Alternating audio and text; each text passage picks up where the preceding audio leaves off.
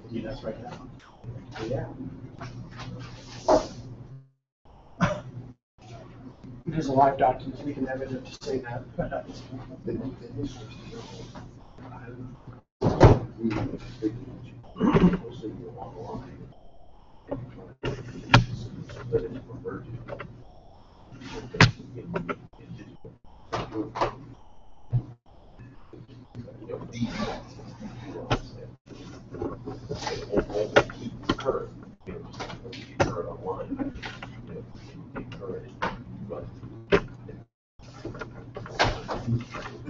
I'm recording this so that I can make people sick.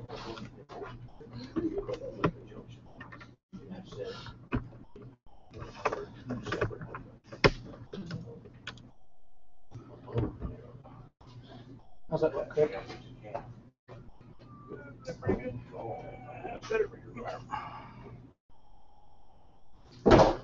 Well, I don't think our fearless leader is going to make it. That'll be our Later. 8:55.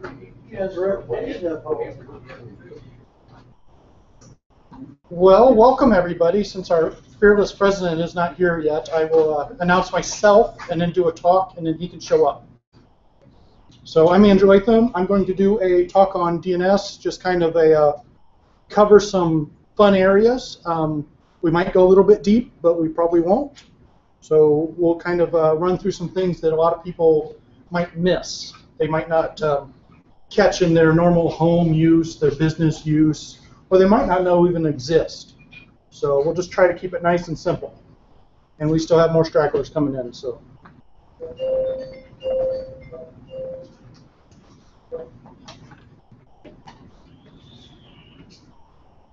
Okay, so everybody here is familiar with what DNS should be, right? They have their own mental image of what DNS is. They've convinced their bosses they understand it. They put it on their resume because they think they're like an expert. Okay. So some intros and disclaimers. I care a lot about DNS. So I've worked on entire countries' top-level domains. I've helped with some top-level domains you haven't seen yet. I've worked on global Anycast DNS networks. So Anycast, or another variation of this, is called geocast. And that is where you announce your stuff everywhere around the world, so wherever your user is, they get the closest, fastest connection, so that your DNS is tiny, tiny milliseconds, and you're actually reducing that latency for your user a little bit more. Worked with CDN services, which rely on DNS a lot. So content distribution networks. They care a lot about DNS. Akamai? Akamai? Akamai is, they're probably second in the field. So you're going to see a lot of these big names you've never even heard of. So like if you want to talk about Sparkle CDN, which would probably be the largest. Yeah, a lot of these people you don't know exist. I've worked with IXPs, which is basically an internet exchange provider. So that would be somebody that just does like BGP routes and doesn't really have like consumers. They don't have business customers or other ISPs as customers. I've done ISP work. I've done web hosting. My previous gig, we had 16 million customers, so that's a few customers. And I have very little patience for mortals. Today has not been the best of all days. So if you ask a stupid question, I might be nice, but I'm not going to guarantee it. Okay, so for the topics today, I'm going to basically do a quick review. We're going to talk about some deeper aspects that are very specific. We're going to talk about some adoption. We're going to talk about the client side for a little bit, because that's something that's kind of confusing for some people. I'm going to nail down some misconceptions, and then I'll share some resources, and we can do some questions and answers. And I'll try not to take up too long so that Adam can have tons of time to do this awesome demo he's been working on all day long. You know, maybe 8 times. Okay, so review. DNS is a service, okay? So, you know, back in the wonderful old days when you had one server or one computer and it was serving one thing, it's a service. It is not really intended to be a secondary, tertiary, or an nth level service on a box. So if you're having a DNS service for your company, you really shouldn't be piggybacking this on your router or anything else. It's a service. And what happens is that people will piggyback this on top of several items. They'll have like a DHCP server, and they'll have a router, and they'll have a time server, and they'll have a whole bunch of things in one box. And they'll typically go to upgrade something and mess up everything else. And so that's one of the things, is that let your routers route, let your servers serve. So DNS is a service, and it really should live by itself. It's vitally important to the internet. What would the internet be like without DNS? It'd be pretty fun, wouldn't it? There would be a lot more sticky notes around your office. Really big host file. Huh? Really big host file. Yeah, then those larger file system limits actually come into use. You know, if you need more than a 4 terabyte host file, you know, that could be pretty fun.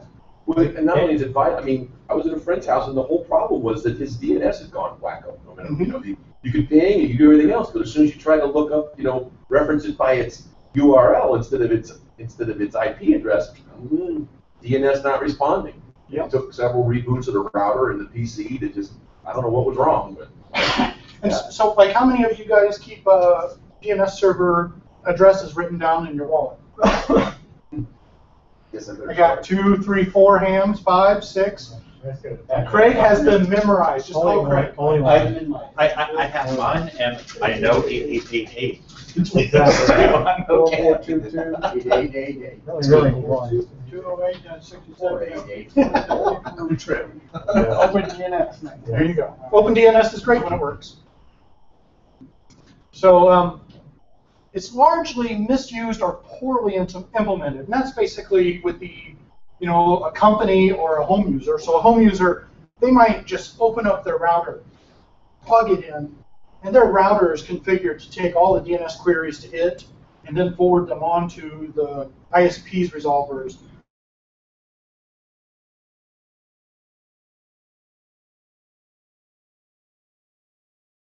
That some backhoe took out the cable down the road.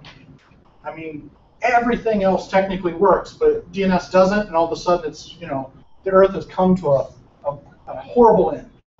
And when I say largely misused or poorly implemented, I'm going to talk about this a little bit later, is that there's some very simple things that you can do in your home and your business to add redundancy. And it's, I'm sorry, what was the laughter for, Stan? Misused or poorly implemented or documented. One of the best Linux introductory books I read about 10 years ago was by two Japanese guys. When they got to the part about DNS, either was totally lost in translation or they had no clue. Yeah, They didn't even know what it was supposed to be. So the RFCs are where you would want to go for DNS because they're pretty easy to read. Okay, so DNS is simple to use correctly, and I think some of the caveats, some of the misunderstandings, which we'll get to later on, I think those are the things that kind of trip people up and make them over-engineer or overthink the problem. So DNS can be prone to attacks. DNS can be prone to man-in-the-middles and other various attacks. Even reflection attacks are very popular. But security exists in most every DNS service out there. It's very easy to turn on. And there's pretty much no excuse for not at least being aware of what's going on with security. And DNS is awesome, because it is. So we're going to jump through some real quick basics. Does anyone not know what's on the board right now? Does everyone understand this? Valerie? What's an SPF record? Something that I don't make, but I know what it's like. Adam knows, of course. So in DNS, there's really kind of two conversations that you have. And it can get pretty technical, the background to these, but it's really kind of two conversations. A forward is when you ask, what does this name resolve to? What does this name mean? So for example, for the sloop.org, that name means this set of addresses. Okay? This could be, this name could equal many things, but it's basically having a conversation saying, what does this name mean? And then for the reverse of that conversation, the reverse is basically saying, what does this address mean? What does this IP address mean? Or you could even ask reverses of, you know, different things. For example, IPv6, you can ask reverses. You can actually ask DNS servers what they have on them, what zones and stuff they have. So you can ask some other fun questions. But in the normal conversation, you have kind of a forward and kind of a reverse. And Dave here already asked a reverse question, which we can probably touch upon here. But DNS has an authority model. So in DNS, it's just a normal, like a tree structure. And so your root, your absolute root, is basically your authority. And every branch coming off of it has authority for very specific aspects. So for example, you might own viewcheck.com, okay? And you would set up the authority for that domain, but the .com is the authority at a different level. And so that authority makes you kind of look at things differently and realize, hey, the .com, that's not my job. I do not need to claim to be authoritative for .com. Have any of you ever seen a company try to be authoritative for .com? Microsoft. Huh? Microsoft. Right, but I mean, like walking into a business, DNS doesn't work. They were trying to be authoritative for .com. Okay? And what this is that in your own DNS servers, you could claim to be authoritative for viewcheck.com, but unless you're Craig, you really shouldn't be doing that. Or if you want to mess with him when he comes to Graybar, like he is today, you can do this. Okay? So typically, queries. So a query is basically this conversation, this questions you ask. So you might ask a server any. So you're asking it any records it has, and it can decide how it's configured about what to answer with. You can ask it for an A record.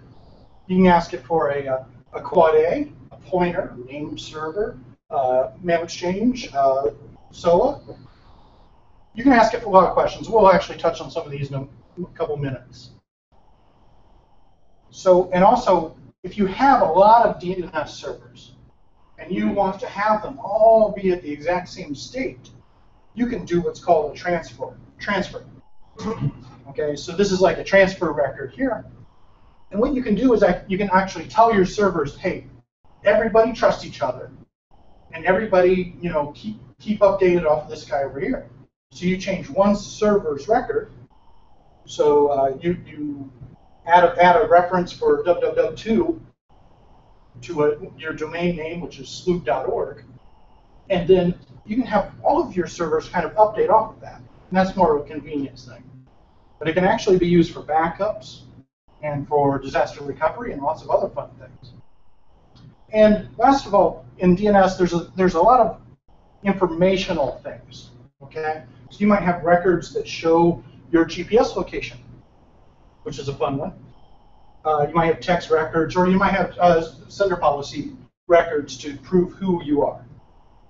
Sender policy is actually a very fun topic because the RFC for it was depreciated, but because it was in use, all DNS servers still have to support it for a very long time.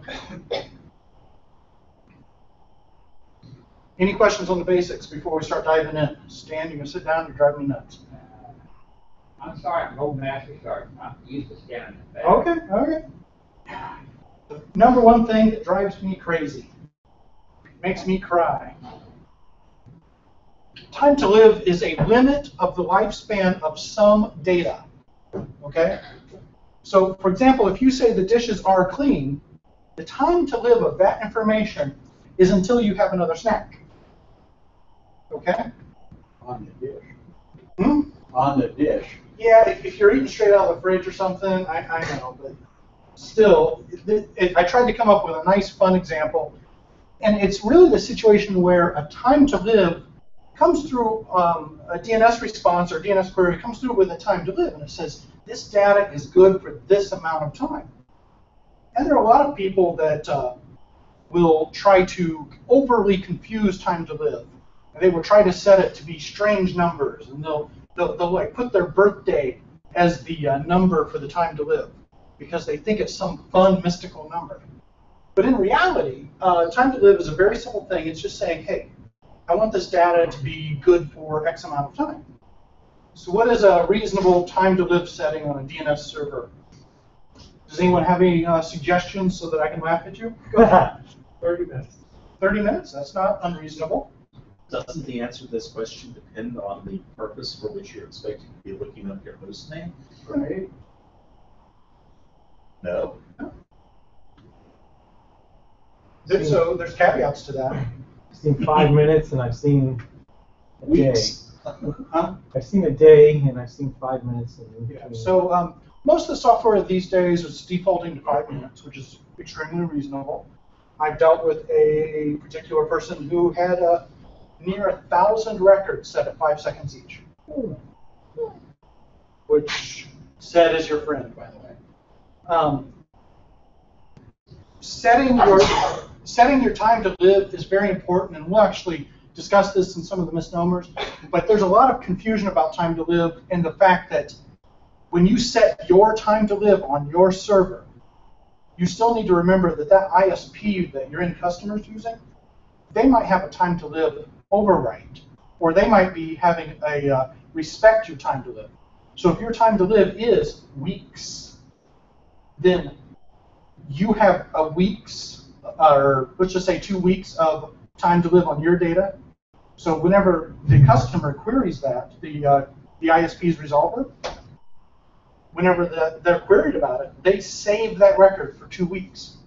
So in a worst case scenario, you could have a customer that could have near 4 weeks of data that they're supposed to respect.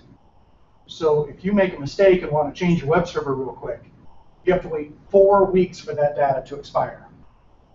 So Doesn't the rev number override that? I'm sorry? Doesn't the rev number override that when you bump the The rev? serial number? Serial number? No. Nothing can override a bad time to live. What's funny is you'll get on like the outage and the mailing list, and they'll actually, somebody will ask them if they can bounce their DNS servers because they want to remove their time to live. And quite frankly, you can't hit them all. You don't know where all your customers are. You have customers that can be on dial-up, and you have customers that can be on broadband, but you just can't hit them all. You just can't like call up, hey Verizon, can you reset all the DNS servers out there? They'll just kind of laugh. Well, you could call them up and ask. Yeah, you can. But you never get through to somebody who a DNS server was. Hmm? But you probably never get through to somebody. No. The representative will tell you, yes, they're going to do it for you. Yeah. So a start of authority, or SOA, and this is where the serial lives. We should talk about that here. So start of authority is the header describing the authority to present the responses and queries. So I am a mechanic. Your car is low on oil. So a start of authority is basically stating, hey, this is my zone, this is my domain name, here's my email address, here's my contact information, here's my serial number, and here's how to respect my domain. So for example, you might have how long to cache the domain, how long before you force yourself to forget it. You can have lots of different settings. And while these are pretty standard in the SOA record, they're actually pretty open to interpretation. Some people will actually kind of set all the time to lives to be the exact same number. And it kind of can work. Okay, so zones are actually, well, we'll talk about the serial real quick. So a serial is a 32-bit integer that is used to follow the sequence of your entire zone. We'll talk about zones in a second here. But a serial is just a number. It is not a magical thing. I've seen probably 90% of the people I've talked to try to use the date in their serial number. And there's really nothing wrong with that, except for the fact that you can only fit 99 updates a day. You can fit 100 updates a Yeah, day. so yeah, you can do your year, your month, and your day, and then 2 more digits. So if you try to use that type of a convention, you can actually bite yourself pretty bad. Yeah, serial number is basically what comes back from a query, and then whenever you ask again, and the serial number doesn't match that, all of your systems are pretty much going to yell at you and say, "Hey, something's wrong." You know. Okay, so zones. Zones are the areas of authority. A zone is easy to think of as a domain name, like example.com, and can become more complex.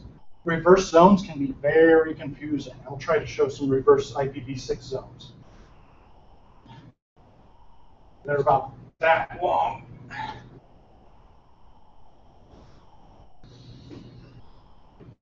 Okay, so historically, adoption or use, okay? To use a DNS, there are a confusing number of options. So historically, back in the 70s, we had host files on everything.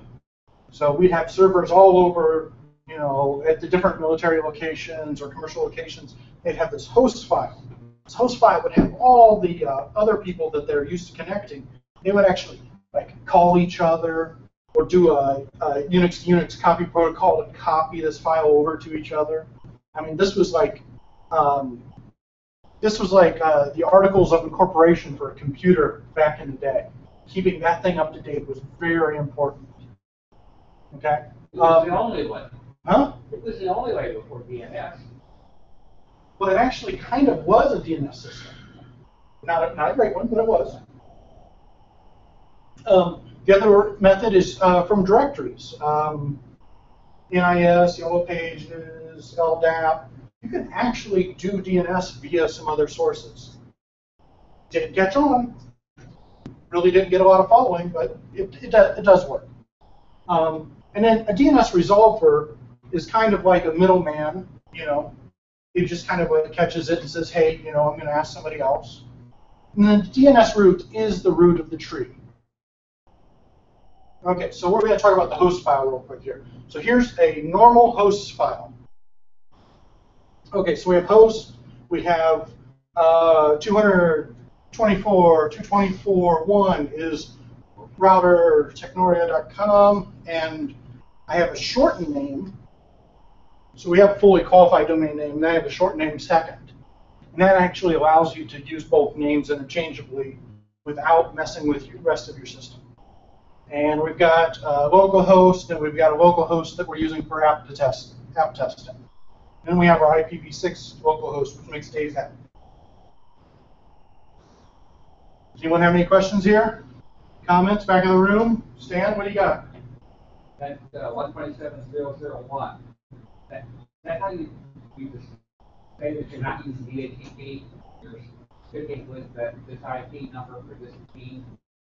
Oh, no, this is loopback. So in IPv4, you have a loopback, a local address, which actually doesn't touch a single interface other than itself. And it's actually kind of handy if you want to do some fun things like load testing. So let's just say you have a web server, and you want to load test, and you want to talk to, you're on the server, and you want to talk to yourself, but you don't want to use any of the network cards in the box.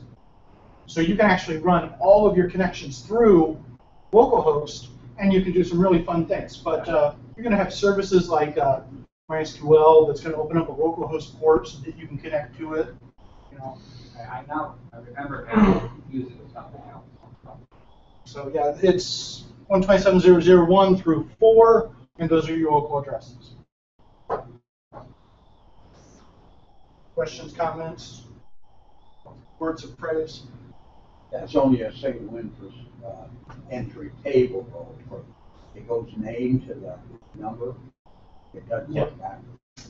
Yeah, so a host file will typically not give you reverse. Reverse was part of the larger DNS system from 1983. It's usually a good idea never right? Those services on your local system may require and the application. Yeah, you remove these, you will cry. So you could have two different names going to the same level. Yeah, you could technically call this Dave and then call it Bob over there. It is a pretty I clean could out. use the same address and call it Jim and Sam. That's pretty much a universal system. So even on Microsoft Windows, this file exists. So go ahead. You only got just two? In other words, could you have 3 names there? So that's specific to the client, okay? So like if you're on Microsoft Windows, it can only handle these 2 columns. It can't handle that 3rd column. So this, I'm sorry, this is pretty specific to Linux and Solaris and BSD and all those. So Microsoft Windows is only 2 columns. So what is it?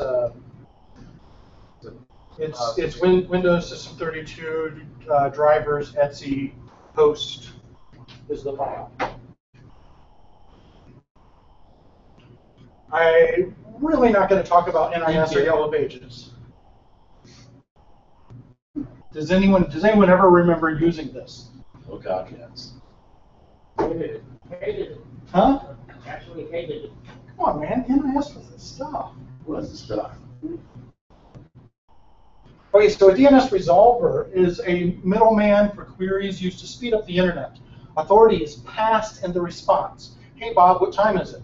The clock says it's 4:19.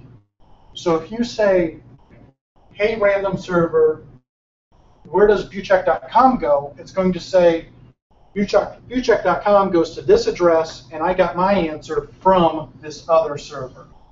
So whenever you do a query through a resolver, you kind of get 2 pieces of important information: the question you asked and what authority it used. So if you're in a hotel and you're working and the DNS is not working right, and you do a query, you can get back the response, and then you can also get back the responses showing you what server that query used. And you can actually have some fun to try to figure out what's going on. By doing that, could you like bypass that middleman and go straight up to the top? Yeah, over time, yeah. I mean, sure. It would get pretty laborious and boring at some time. And anyone that's got Possibly just troubleshooting whatever. Yeah, anyone that's more than like 2 or 3 hops from root, they've got problems. You know, yeah, I mean, you should not be, what? The one time you may want to do this is if you've messed up your glue reference. Okay. Right, so that the nearby server looks great, and then no one else can see anything. You ask the root, and well, they don't know who's targeting you. So there is a use case. Oh no, there are use cases, and I think that most of the great things that come from DNS queries are really only useful whenever nothing is working right. So receiving your response time, or receiving your multiple answers. You know, like let's just say you ask for a DNS name and you get back 5 IP addresses, and you have to go through and check all 5 to realize that one of them is not working. And that is why some of your customers are not happy. So we can look at some DNS examples here in a minute, but we'll talk about the DNS root real quick. Root servers are the source of authority. 13 servers contracted via ICANN, who must get approval from the United States Department of Commerce. The roots are designated as A root-servers.net through m.rootservers.net. This is a funny chicken and egg problem. They have a DNS name for themselves, but they're also the roots. There was a time when all of these were actually a single physical server, but not today. These are actually large Unicast networks, and actually the K network is the largest at the moment. So. Are they using high availability proxies? No, what they'll do is they'll actually have, 50 or 60 servers, and they'll actually have them spread out, and they'll have them answer the queries for each other. So it's pretty fun stuff. Are they still trying to follow through with the U.S. giving up root authority for the world? Well, no, the other part of this is that this is for the root servers. Okay. So what you were talking about was giving up control of the DNS was more about the control of creating top-level domain names. So it really was never about, killing the root servers or not. And nobody wants to pay the bill like the Department of Commerce does. These are contracted, these are paid for. So this is where your tax money is going, is to pay for these root servers. And I think probably a third of them are outside the US. Okay, so clients. So you're saying that .cn also? Hey, sorry? I mean, what about the other countries, and they still use these servers? Yes. Everybody in the world But uses the US 13 pays roots. for We pay for most of them, yes. Some countries will actually sponsor, or they'll have an educational university in another country may actually sponsor. They may actually volunteer some equipment and network bandwidth for them. But primarily, 100% of .com is coming out of your taxes somehow, somewhere. Okay, so clients. Each operating system can handle queries to DNS differently. Some embedded systems do not understand all responses.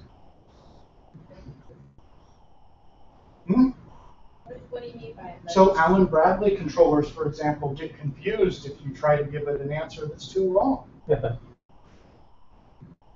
So for example, if you had a CNAME, so Valerie.Graybar, okay, and it actually pointed to your whole name, .graybar.com. Some embedded systems actually can't handle the size and will crash horribly. Okay. Microsoft Windows 95 had some bugs with DNS where it would literally not handle some queries. A lot of systems throughout history have had problems where a response back would confuse it. Sometimes it would just do nothing and discard, which is what sounds like a good idea to me. And sometimes it would just literally stop the system from working. So if you're working on a microcontroller robot and it keeps on getting a query that's actually kind of confusing and just kind of crashes. So the other situation where this can fail horribly is whenever there's too many hops on the chain. So for example, you might have A.B.C.E.F.com, and there are too many queries to catch each domain. And you can have some controllers and some systems that will actually not be prepared to handle that. And with the introduction of DNSSEC, which the average record is coming in at over 4K, you've got a lot of these systems that will literally crash if somebody types in that they need to go to google.com. They will literally crash. So I don't know if you guys have ever worked with old microcontrollers or not, but it's fun being the guy that presents the answer. It's not fun being the guy explaining to them that we can't fix it. Questions, comments, queries? You didn't talk about this.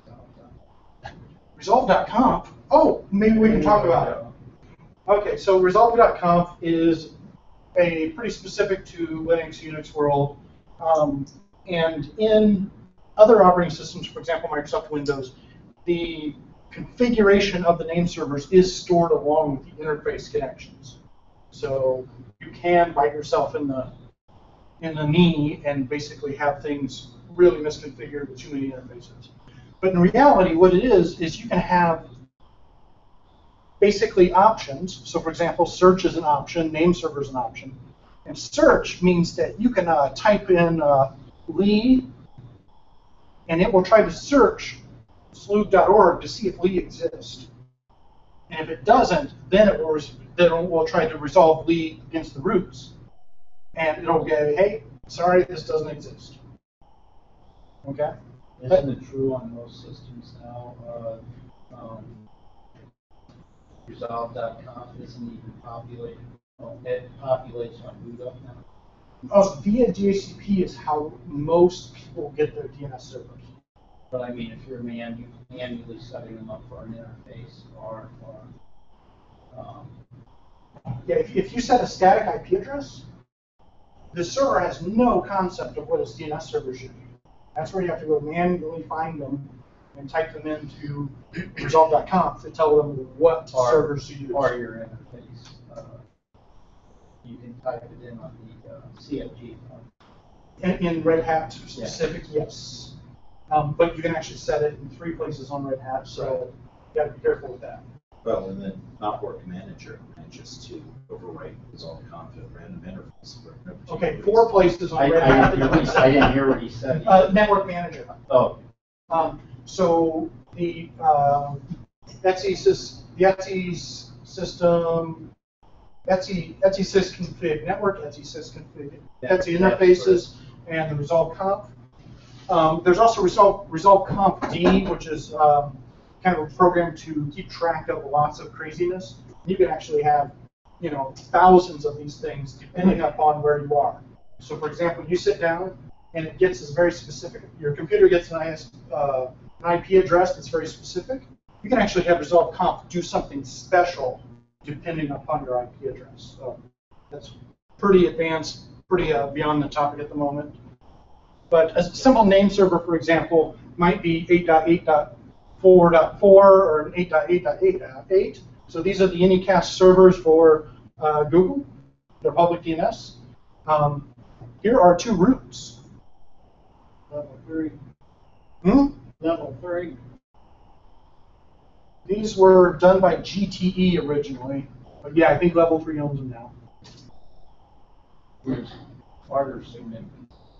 I'm sorry? Order significant. Tier 2 on the south end. Right. I'm not hearing The you. order in which they exist. Yes and no. Depends on the version of the operating system. So Red Hat 5 and 4 were order specific. And there's an option you can set in an entirely different file that makes them round robin out of order. So read the manual on your resolve conf, because if you are using an older operating system, they may be in order.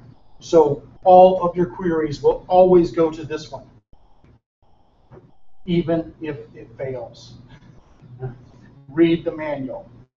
Okay? There's a very simple option that you can actually have it force it to use a different one every time. So go ahead. There's different meanings of failure, though, there. Yeah. Like not answering versus answering saying that there's no answer. There's a default config in CentOS 4 that would set it to only use the first one no matter what. And I'm telling you, this is a warning. Take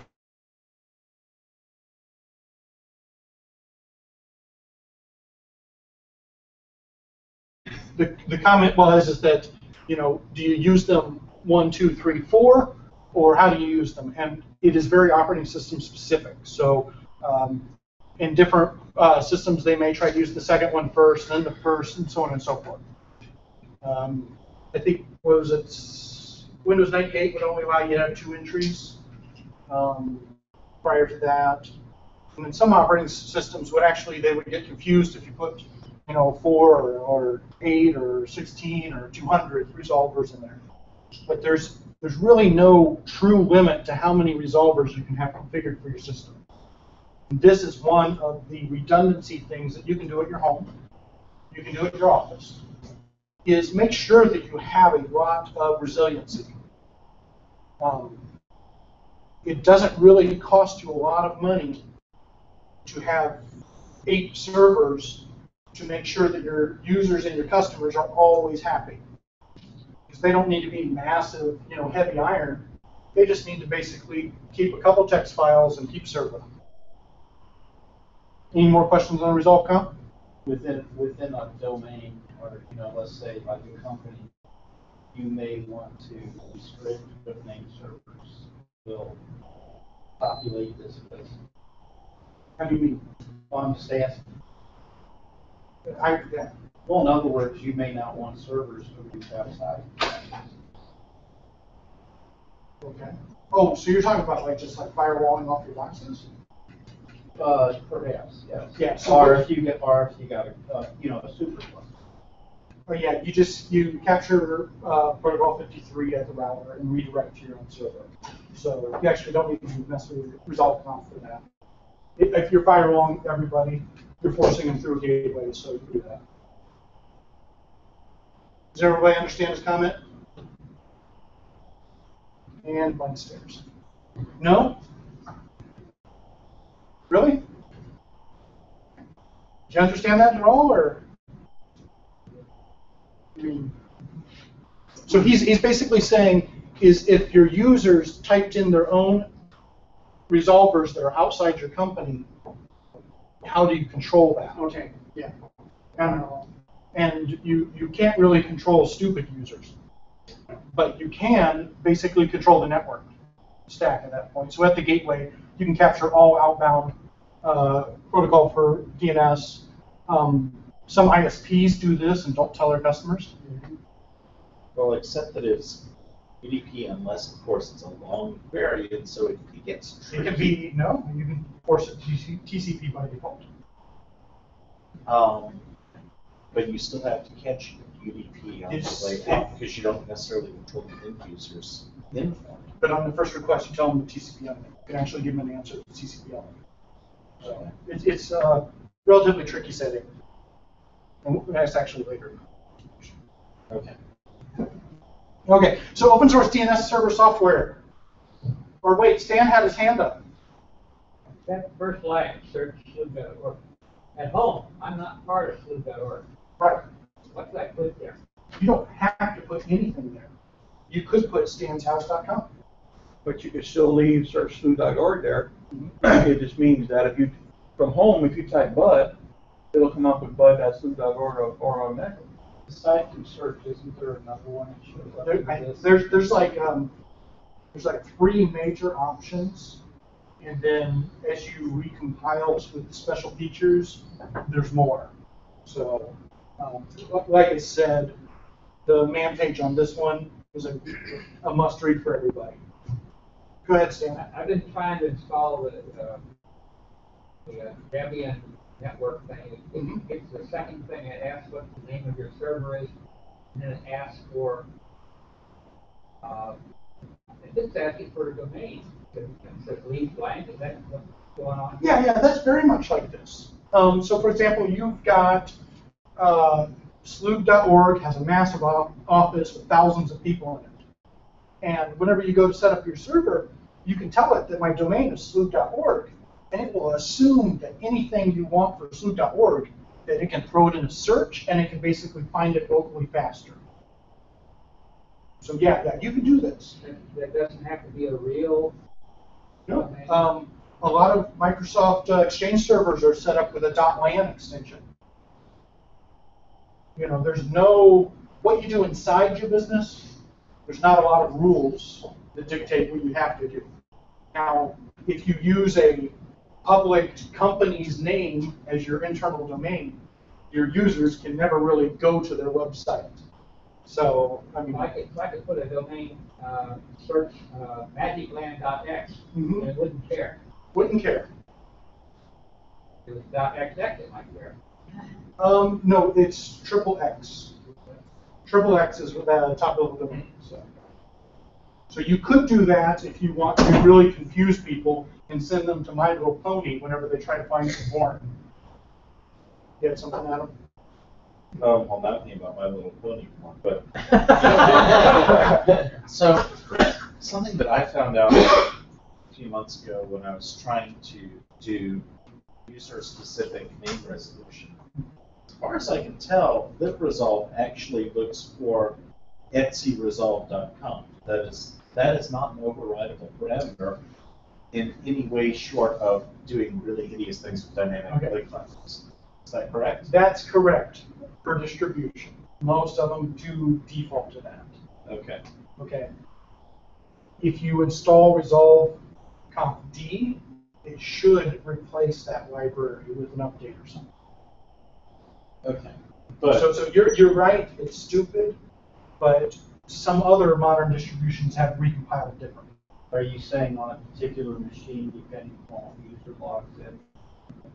No. What resolve.conf gets populated? No, what he's saying is the library, to do DNS resolution, Okay. is pre-compiled with a very specific file name.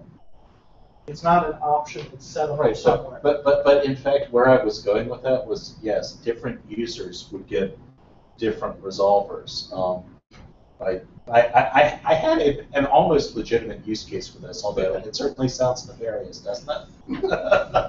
Yeah. So this is the thing about the clients is Is it .l domain? but this is a very important thing is that the end user, the client, your mom at home or your customer in Japan, how their system resolves to your address is outside of your control. So there is going to be a percentage of the time when your customers just can't get to your website because something is messed up on their side. Okay? So it's like AT&T with Dave here.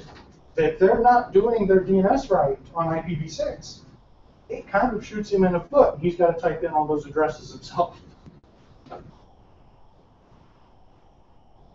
Okay, so I'm going to bust through some of these real quick, try to drill through to the end, and then we can do some questions and stuff, okay? So open source DNS server software. Everybody knows about Bind, the Berkeley Internet name, Damien. How many of you guys have heard of Not? This is probably the second biggest thing out there. Okay, great DNS server.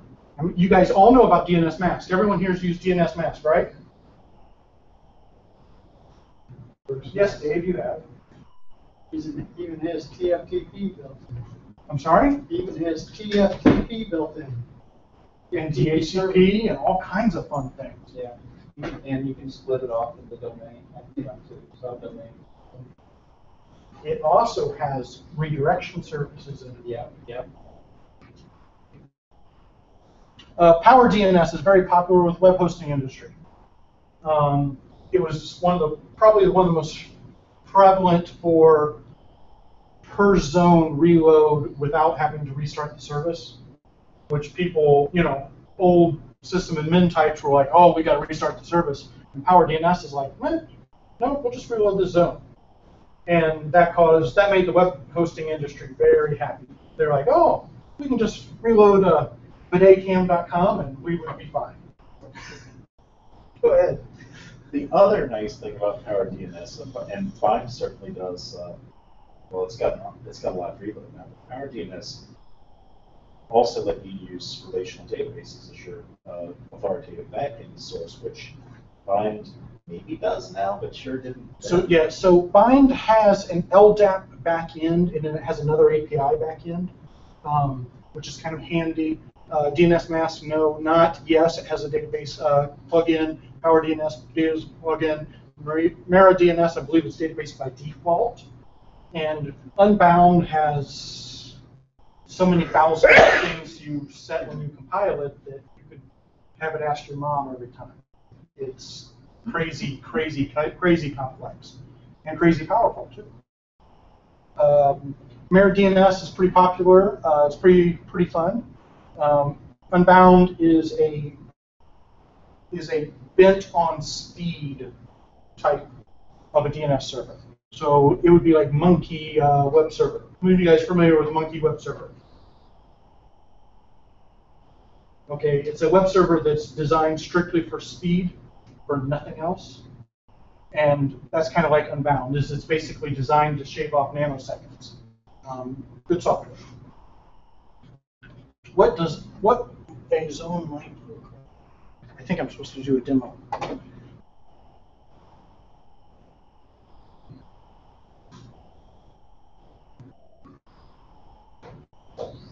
Hey, look. Bigger.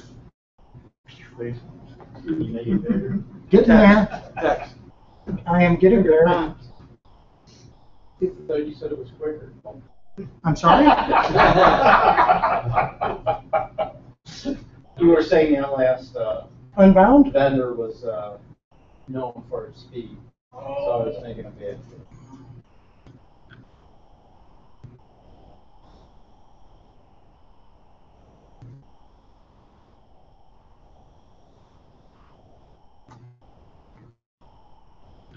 I don't know how hard that is in the office. Have somebody do that for you. What, the larger font? Yeah. Well, you could also get glasses. Not glass. Okay. Well, you could also, I don't know, get younger. Thanks. Okay. It'll happen.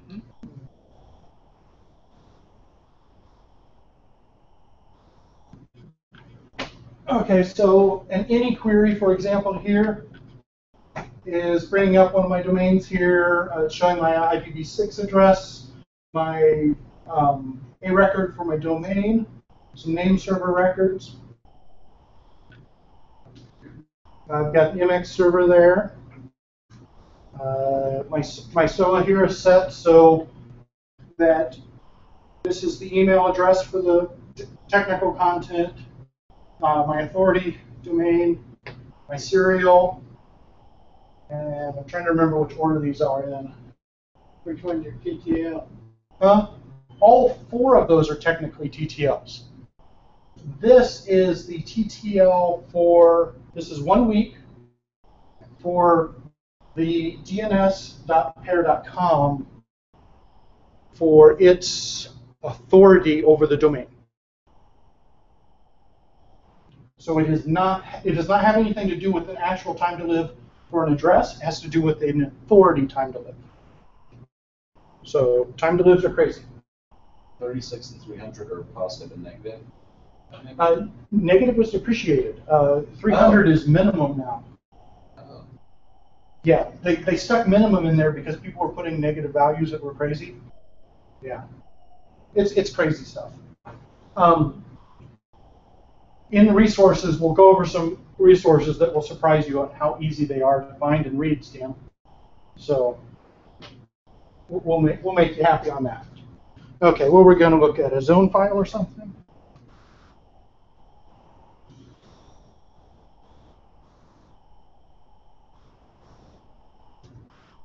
I've got some zone files here somewhere. Okay, I think this is a zone. Yeah, here we go. And talk about messy. Huh? Talk about messy. Well, this is for a unit test, so it's kind of messy. Okay, so in bind, for example, in a typical zone configuration, this is how the server realizes what DNS names that it is supposed to be authoritative for. As a zone, which is just kind of basically saying, hey, if I get anything that looks like this, it's my job. Okay? You can do all kinds of some funny things here. You also can name their configuration files separately here. There's a lot of stuff. This is the unit test from bind. So I was doing some work on bind, and I just happen to have it here. So there's a lot of funny things. This stuff makes perfect sense after you read the manual, and then 5 minutes later, you're going to forget. Okay? Some really good articles on the internet about it. Oh. Let's see here.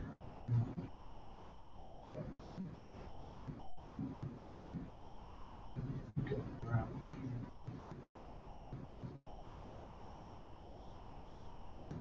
I love the internet. It's awesome.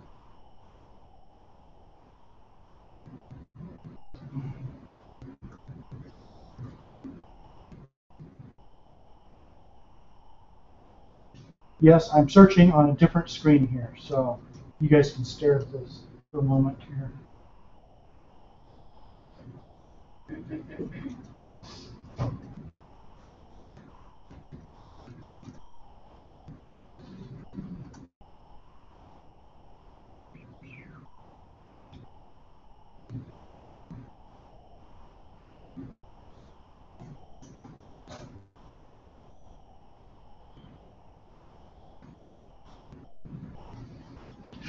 So for an example here,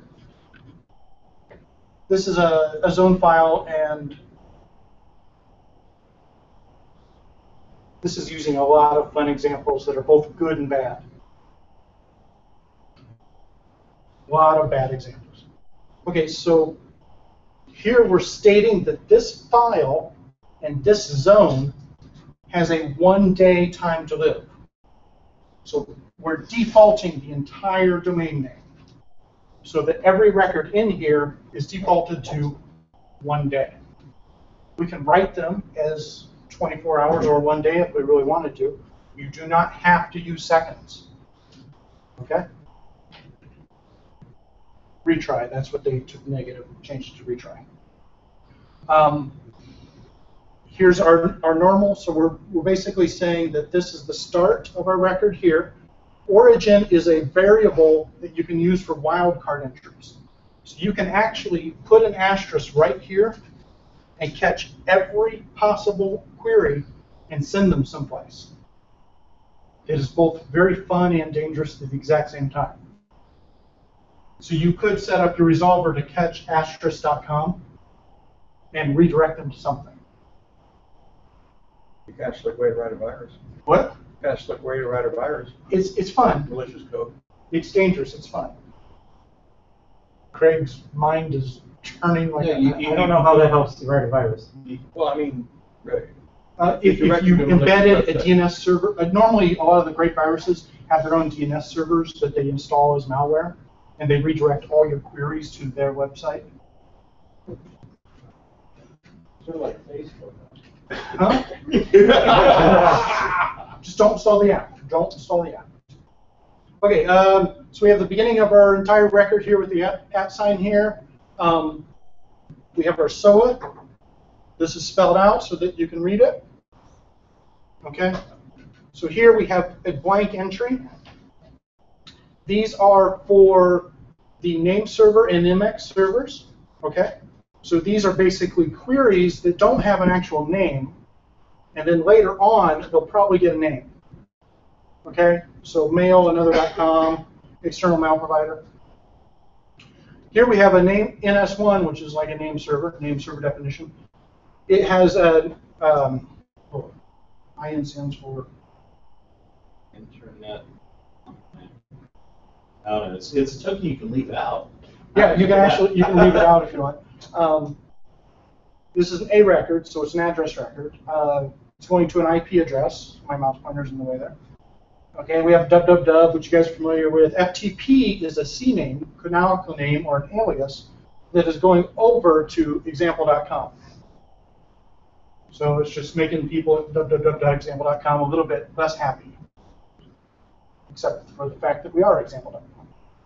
And then we have Bill and Fred, and they both have some Class D private names, so private addresses. So there's a simple one.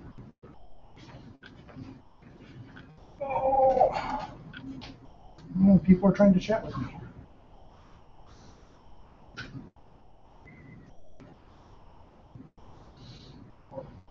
Okay, we'll get rid of you. Okay.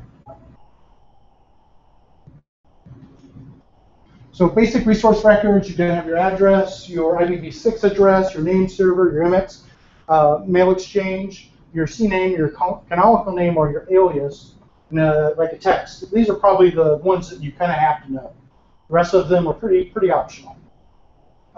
So a canonical name or an alias is great because you can actually have it point to something else. I could probably grab that.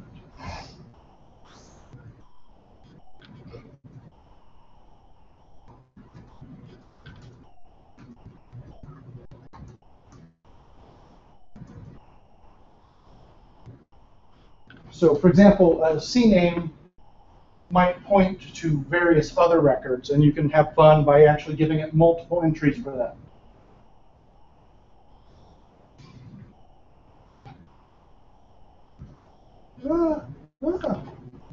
And then a textual information.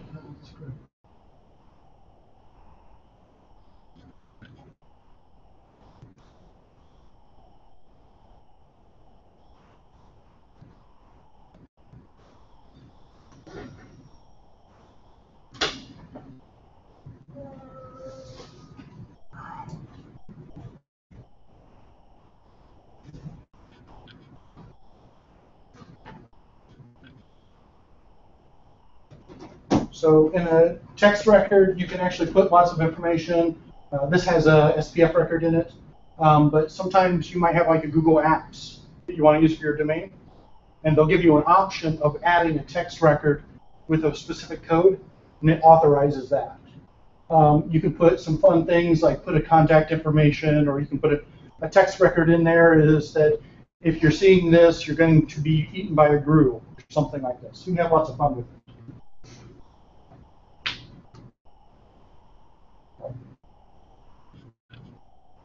Okay, I'm going to jump through the misconceptions and get ready because I'm over time here.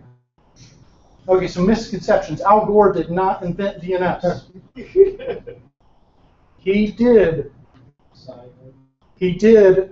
sign a piece of paper with many other people about funding some research. And he did do something, it's just he didn't invent the world. He never claimed to. You actually. There's actually a soundbite where he did. A soundbite. It's on YouTube. Yeah, but it's not the entire context. Oh, right. But still, you know, it's YouTube gold. Okay, so DNS was used as flat files in the 1970s. DNS was standardized in RFC in November of 1983. So here we are 21 years later. Or 31 years later? 31 years later. So whenever you go to ask your interviewee some questions about whether they know DNS or something, and they say that DNS is too new or they don't understand it, you can say, wow, man, you know, this has been around forever. Of course, what do you do when you're like, geez, I wasn't even born then? I hear it all the time. DNS can be secure. So DNSSEC is a signed DNS system. It's a lot like GPG or PPG or PGP, I guess it is. There's a lot of, it's kind of a complicated system. I'm getting all of my domains set up on this. It's a long, drawn-out process. I do a separate talk on that. But it is very secure. And it's so secure that people can't go to your website because they can't resolve your name unless they trust the signer. So it's almost too secure. But the good thing about DNSSEC is you can actually do different things whether or not they can handle DNSSEC. So like, let's just say your ISP provider, their DNS server is so old that it's confused and doesn't like DNSSEC. There's actually ways that you can enable your customers without it. You can have more than 2 resolvers. You can have 100 resolvers. Andrew, Yeah. the second time you made that comment, ISPs resolve DNS server. Why the heck would you use them? There's no reason to. I'm not claiming to use the ISP's resolvers. I'm saying that even on your personal system, you don't have to have just 2. There are some people out there in this world, maybe not in this room, but out there that believe that they can only use 2. They have to use the 2 from the... No, never mind. Okay. So a lot of people think they have to use the 2 from their ISP or else the world will fall apart. That's the first thing you shouldn't do. Huh? That's the first thing you shouldn't do. But no, you can use those to go to the internet to find the ones you want. No, you can't use those because they're the ones that put up all the advertising when you mistype the domain name. I know, I'm being... actually, that's a good topic. Thank you. Oh, I can give you guys something fun to do.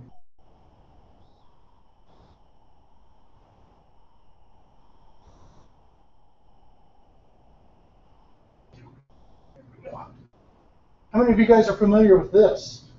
Blue screen? No. Yes. Yes. Have you guys ever used this? I haven't used that particular one. Okay, so this one is about 15 miles. Nice. Oh, yeah. Oh, yeah. And they're sectioned off. Hijack sites, shortcut examples, spyware sites. They're sectioned off for the ads. How big is the little slider over there? So what does that do, in other words, when all this gunky stuff goes out looking for these So URLs, it just bounces it right back to your local host, which responds and says, go on, move on. Okay, so you're on the internet, you find a forum about pickup trucks that has the information about the part you want. You open it up, and the little advertisements around the side, you know, the ones that like make noise Yeah. and have the little monkey with the hammer, all those things. They try to load their information from their own servers. And to resolve their own servers, they have to resolve their DNS names. So what this does is it takes all the known horrible services and sets their DNS name to be localhost, which can make your browsing faster, by the way. So you're just putting this in your Etsy post file? Yeah. And then so what happens? You go out and you just get blank information in that little pop-up window because it'll do its query, timeout, get back to you, and move on. You know, it's Either on this, on this site or a related site, there's actually a web service that you can run on your local host that will always serve a 1-pixel GIF no matter what they ask for. There's actually a little application for Android and I guess for Firefox called Ghostery. And I installed it the other day, and I was getting it, training it to not identify like your social media and stuff. Yeah. So that it wouldn't load on your page. It disabled the button within 15 minutes. Yeah. So quite a bit of these are porn related, but in general, this is the thing. It's just someonewhocares.org. Really hard to remember. Someonewhocares.org. Yeah, Miss Hunter, what's the whole point of redirecting it? What's the whole point of redirecting it to your local machine? He gets there quickly. Then they- Because it doesn't have anything to load in. So one of the benefits is that the user can't load the malware coming from that site. Because they cannot find, okay. Yeah. So for example, you have a remote user, they tend to click on everything on the internet. This can mitigate some of the problems. Okay. And that's the malware thing. It can speed up browsing. That's another different thing. And it can keep you from seeing things you don't want to see. A lot of these are kind of scary. I mean, we could probably spend all year going down this page. Double click.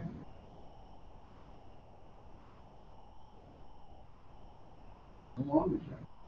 Oh, it's big. And he does date them on everyone, so you can find out which one's which. And there's even a thanks for all the people that have helped. They must love him. Huh? They must love him. Oh, I'm sure that everyone out there wants to give him hugs, especially the malware companies. A nice tight hug around the neck. Stan, did you write that down yet? Someonewhocares.org. That's where this list is at? Yeah. Can you get rid of social I know there's media one after a before MBPS or something like that.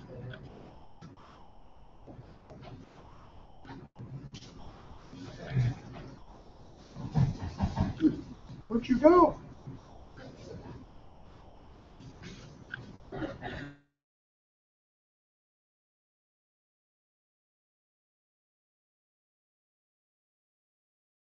Real quick. That I was guess that means you're out of time. No, I have a couple more You things showed to it to do. us and they discovered you showed it. It is publicly shared, so. How does the dynamic DNS registration go?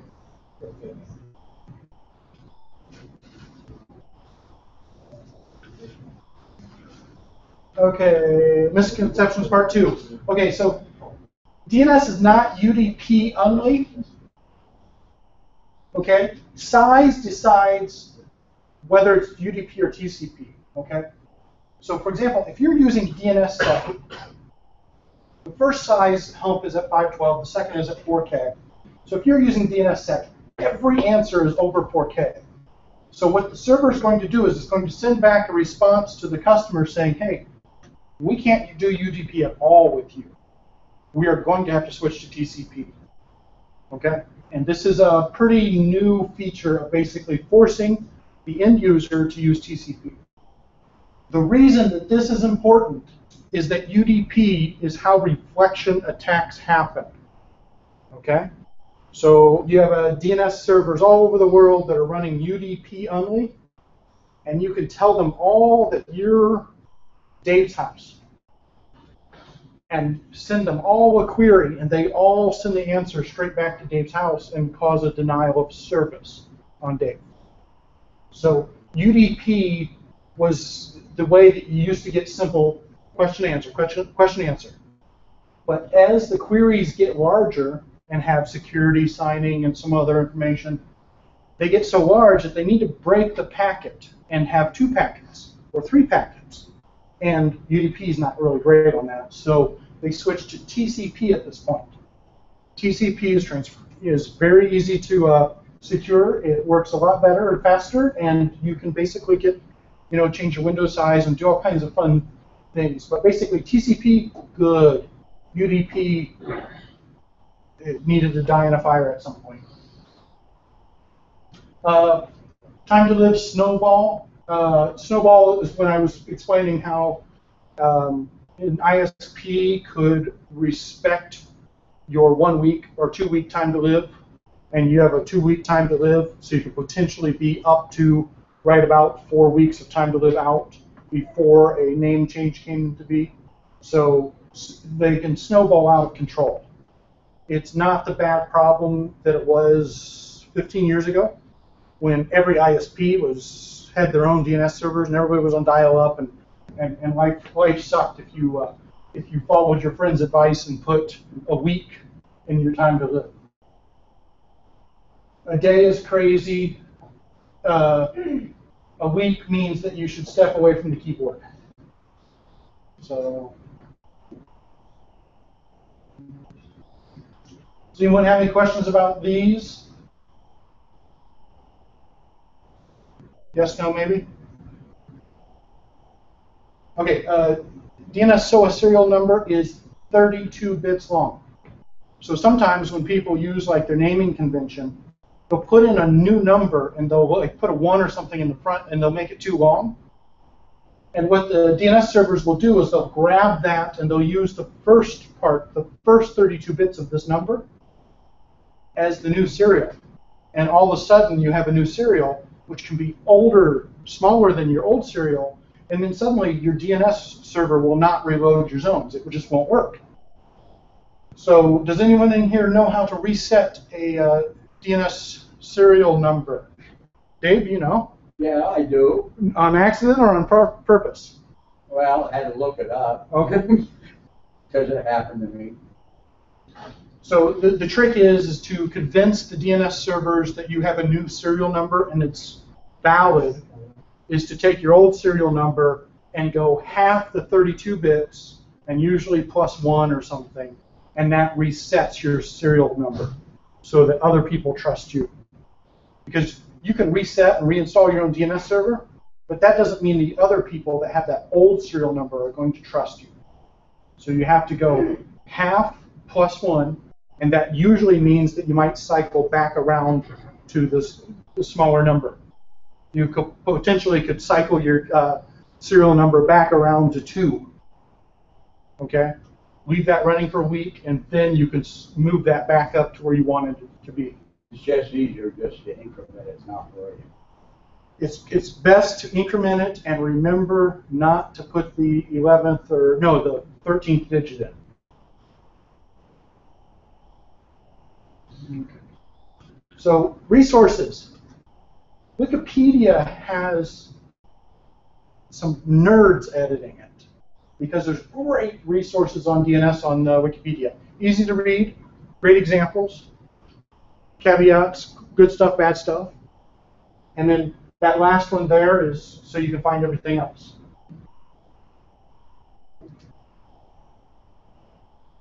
And then someonewhocares.org. Can you touch on something? Sure. Can you run DNS with MDNS at the same time? And why would you? You say MDNS? It's like That's- zero that's zero sort of- That's FA? sort of like Amazon. Yeah, zero Where if FA. somebody puts a machine on the on the Mhm. network, it'll identify it. Yeah, totally separate stuff. Yeah. But why would they run? Why would somebody run it? They don't interfere with each other. They're totally different technologies, so it's fine to run them. But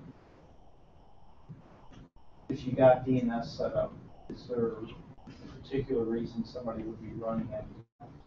MDNS would be discovery for printers. MDNS would be discovery for DLNA, which is for video discovery on your local network. There's some good use cases for it. Actually, the DLNA requires MDNS. Does anyone remember this? Yeah, and is DMLA the same thing, or there's a closely related thing that's Oh, DLNA. that's music discovery stuff. The other thing I was going to ask, restrict caching, Restrict caching. DNS caching. So you're talking about changing the time to live? So somebody can't change the time to live to possibly snoop on your network. Yeah, that's where DNSSEC is coming in. Right. So everything, including the time to live, is signed, so you know if somebody tried to change it on you. So when I get ready to do that talk, we can do that talk and have some fun. Okay. Now, for example, DNSSEC, would you like a detailed talk about some DNS technology? If so, those of us that show up at the steering meeting are sometimes scrambling for topics. So please email the discussion list so that we don't have to scramble so hard. Does anyone have any topics they'd like to voice right now? Yes? More of a question. Okay. For the DNS, I love what you're talking about with the static DNS entries. Mm-hmm. What about, for like the dynamic where Okay. machines plug in, it updates the record? Mm-hmm. Is that just for your normal lines, your configuration file, or is there something? But what do you have to do special to enable? Okay, so your DHCP server will very likely have a plugin or an API, and the DNS server will have a plugin or an API that will literally allow them to tell each other, hey, what's going on, and update them. And so, like, if you're on a internet provider today, you might notice that your DNS name is your IP address with underscores, the city, so on and so forth. And that's so that they can actually keep you in a range so that they don't have one DNS server getting updated with every customer. So there's things you want to be careful about. If you do dynamic DNS, you don't want to be running the entire world on one domain. So go ahead, Stan. In the distant past, I built my own local DNS server. Okay. Hammer and nails or what? More or less, kerosene and yes. I never understood what advantage I would have a local DNS. Okay. Why bother? So you can have a resolver or a DNS server. You can actually have both configured at the exact same time. So you could have an authoritative DNS server for stan.org, and then you could also have it resolve names out to the root servers. You could have it go to the 13 root servers and resolve names for you, and it would be fast. That's one of the benefits. So if your local resolver in your own house caches the DuckDuckGo for you, then your experience is a little faster. Yeah, I do. Every server I put a caching DNS server just to be a little faster. Yeah. Save some network traffic. It's also sometimes nice to run a local server. I have a bunch of machines that I care about at home. I've got a very few that I want to expose to the world. The outside world's view of the FSF.net domain is very different than what it looks like inside. How many IP addresses? I think there are a pair of IPv4 and a pair of IPv6. 3 IPv6 is externally resolvable. I've got probably a couple hundred allocated, of which maybe 50 are tied to actual machines, of which maybe 6 are usually on. I'm going to get unplugged and get Adam get set up here for the big talk.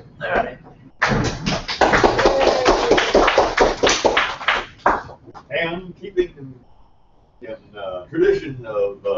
Are you going to bring me a penguin that I bought? I don't think so. it could happen if I don't pay careful attention. But yes, the Covenant Speaker Award.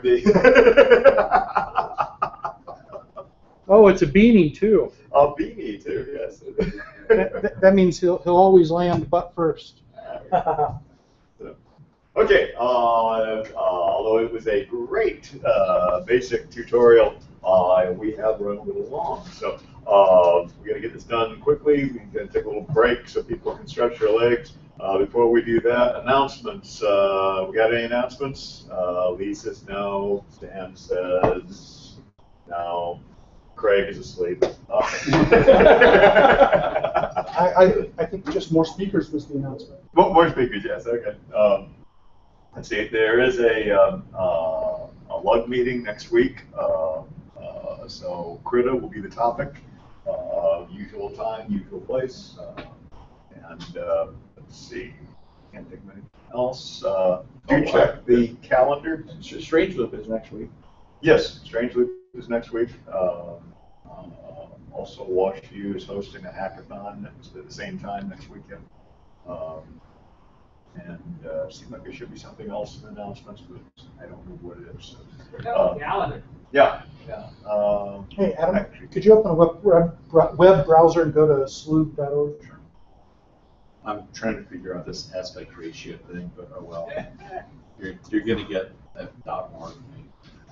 There you go. And on the resources at the top, right there, calendar, third down. And scroll down a tiny bit for us. There we go. Stan, anything we need to mention off that? The Novell group. What are you guys talking about at the Novell group? Click on that. Next Wednesday. Next Wednesday. Teleporting to the office. All kinds of stuff with VPNs and. Get back to the fly in there. Pardon me? Get back to the fly. Oh yes. So that's a lunchtime meeting, and we always basically turned into a geek lunch. I mean, we run out of interesting points, and whatever the topic is, it basically winds up with just a gap session, whatever technology we like to talk about. So, anything else that we haven't mentioned here? Oh, there was a robotics conference this coming weekend. It was canceled. And there's a Federal Reserve downtown is actually doing how to analyze economic data. The conference is actually late in the month. However, this is the deadline to register for it. So get your registration if you want to go down and learn how to manhandle econ data. So. Okay. General Q&A. Now you can ask a question about anything in the world. And so we're probably only going to have an answer. That's something to do with IT. So, any general Q&As? Lee. If anybody knows how to figure the Django, give me a holler. Okay. And anything else? Let's see. Take 10. Let's take 10. Stan says, come back, and we'll hear Adam on HAProxy when we come back. 10 minutes.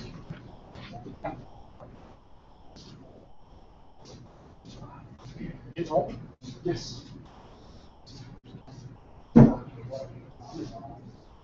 know I'm I played with Django Deep, right? But you actually brought me Horizons over here after all these years. I looked at it a long time ago. And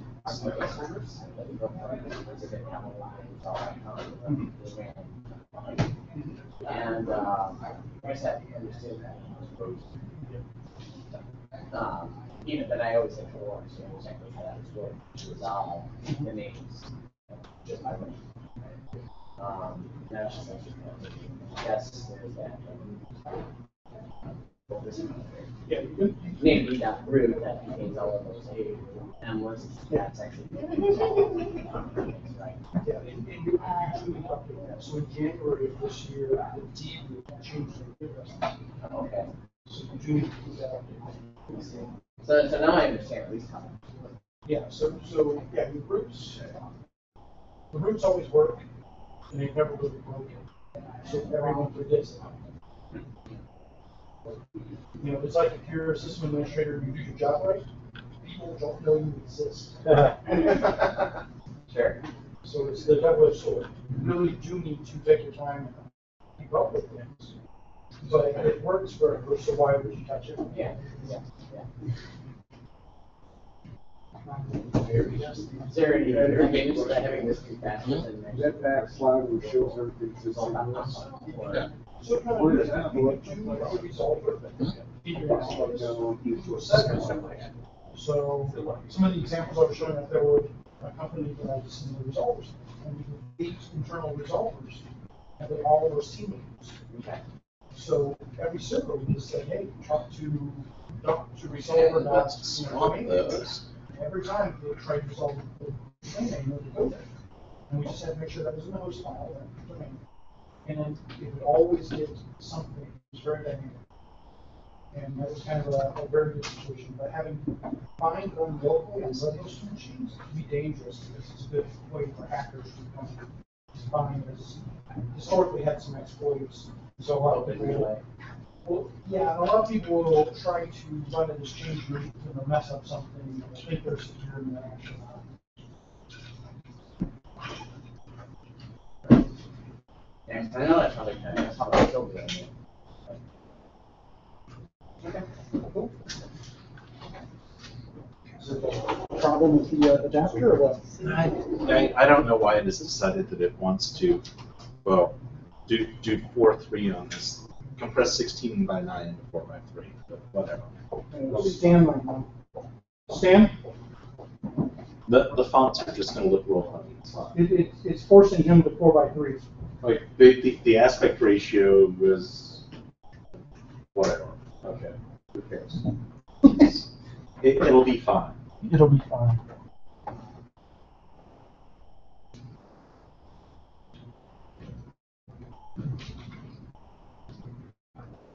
On the Linux side, I found going into the monitor, cycling through that monitor, really good.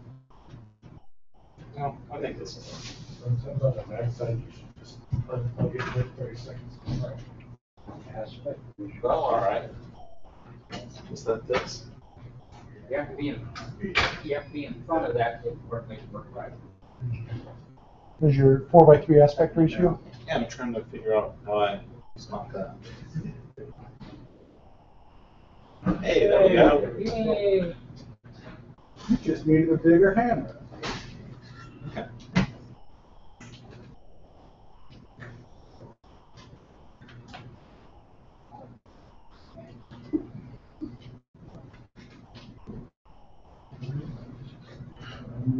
Aren't supposed to. I've just been talking. I need to be quiet for a while. Should I go ahead and get started? I don't know. We still have some stragglers here. Give it to 10 after. Okay. 3 more minutes. All right. Well, in that case.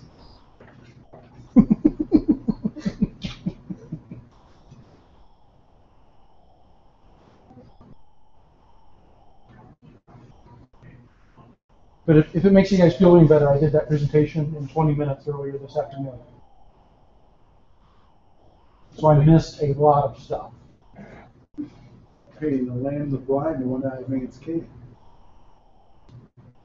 Is there any St. Louis users group for telecommunications or anything like that anymore? I would look for the IBEW. Talking for software. Oh, for telecommunications software?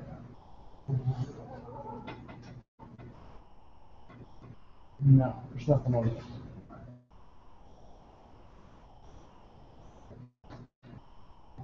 Voice user groups around here? I don't think there would be.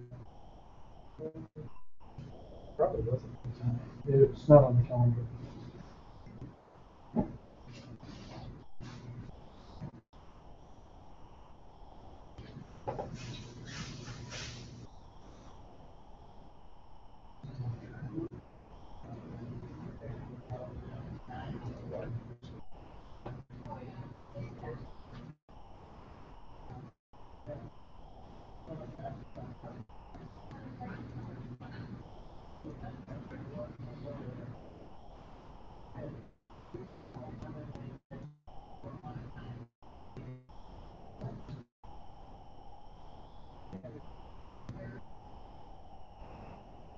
Do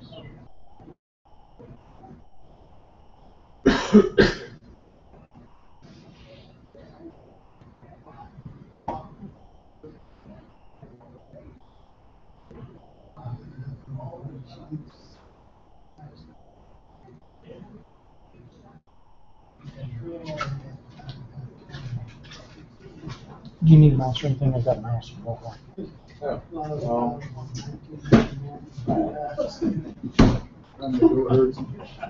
I guess having someone to let me remotely click ahead would be useful.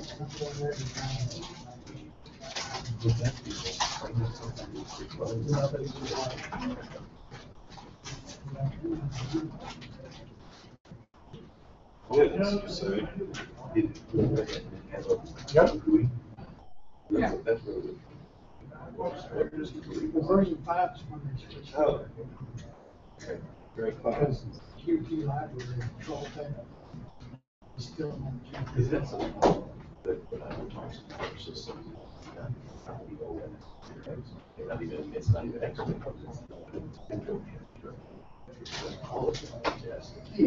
Yes, sir.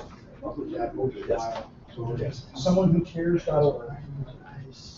Yeah.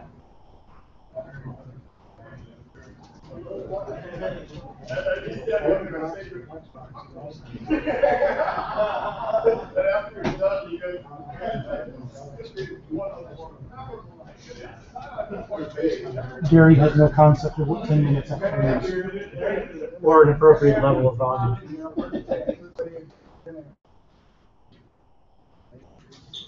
When he came in almost an hour late, that was normal.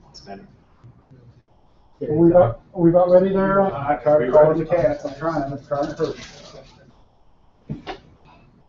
hurry. I'm sorry?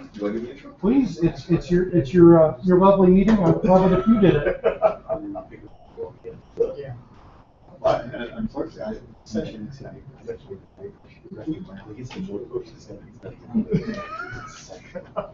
All you have to do is read off the screen. Okay. No, you should enter in. If you're the guy, you should enter in. Right now, I'm actually out of the jobs and starting the very development on October 1st. I've been a coworker of Andy's for a while, and basically my guilt is having left greener pastures and stranding with this Jobs Express trips is why I agreed to do this talk. I found that you explained it. Okay. We are Are we all recording ready? live, so be careful. Okay, we got Adam Thornton, who used to be a co-worker with Andrew, and Greg? I'm going to turn it over to Craig. I'm sorry, and so we're going to talk about HAProxy, and I'll turn it over to Adam.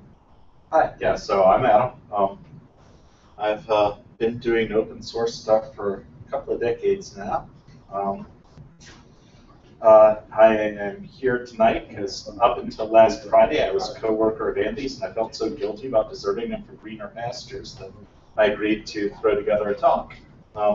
So what I'm going to talk about tonight, and what you may or may not listen to, depending on your preference, is HAProxy, which is free, fast, high availability, and load balancing.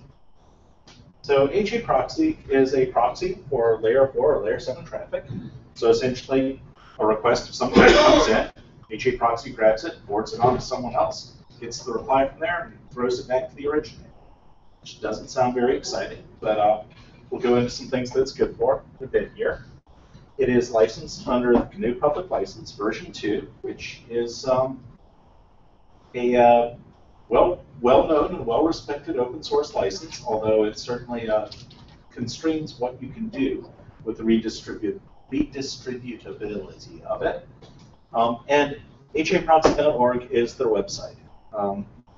I do not work for HAProxy. I've never actually paid anything for their product. I've used it in several places. I'm pretty happy with it as software goes. I mean, all software sucks, but HAProxy sucks a little less than most of it. It's a pretty neat product. So free, yes, it's GPL v2, which means it's redistributable under the same terms that Linux is. So you can use it all you want. You get the source. You can modify it all you want. If you are going to distribute your modified version, you have to make those sources available. Generally, people have not been forking the project. The development community is very active, although it's basically only a small number of people who are effectively the gatekeepers. But it's fairly easy to pass patches back in and discuss them on the mailing list and get them accepted. And since it is the GPL, it is both free as in beer and free as in speech. So I said it's fast. What do I mean? And does it scale? So grabbed yesterday from their website, on a typical this year Xeon, you get 40 gigabits per second. That's on one processor. On the other hand, if you're running in a slightly more constrained environment, Famous 1.5 gigahertz add-on will do close to a gigabit, which, you know, that's roughly your phone. That's slightly beefier than your phone. And there's this really cool article out there on Stack Exchange about what their HAProxy topology looks like. I can almost guarantee your site doesn't get the number of hits a day that Stack Exchange does. So yeah, it can scale, I suspect, to whatever problem you have, unless you are actually Amazon or Google. And for all I know, those guys are using this internally, but I don't know. So why would you want to use HAProxy? You've probably got load balancers and proxies in your environment. And they're probably hardware load balancers, and they're probably F5 big IPs or something very much like them. And they cost an arm and a leg, both to acquire and a license. And they're owned by some other group, which is hostile towards the idea that anything on their precious babies might ever need to change. And unless you can submit an implementation plan 90 days in advance or pay the expedite fee of $5,500, guess what? Your changes are not going to happen. And then eventually, after begging and pleading and wheedling, hey, you finally got access to the F5, and you've got the shell, and now you can configure it, and you find out that, oh, the configuration language is TCL. And all this thing is, actually, is a Linux box from about 6 years ago. I thought F5 used BSD. Do they? No, they run on Linux now. The old ones, the ones at the office that are 10 years old, they're BSD. Okay, but the virtual one they let us touch was Linux. Yeah. See, that's why they work so well. No, it has nothing to do with working on that. Just run for the box. You can sue the snot out of them when it's something really breaks down and they don't. No, this is your internal. It's all funny. This is our internal process. Oh, okay. It's not real money. Unfortunately, that was real money because HP administered it. I don't know why. So, anyway, I shouldn't be talking about our internal operations, other than I'll say they were stupid. I'm glad I'm not working there anymore. Were they on drugs?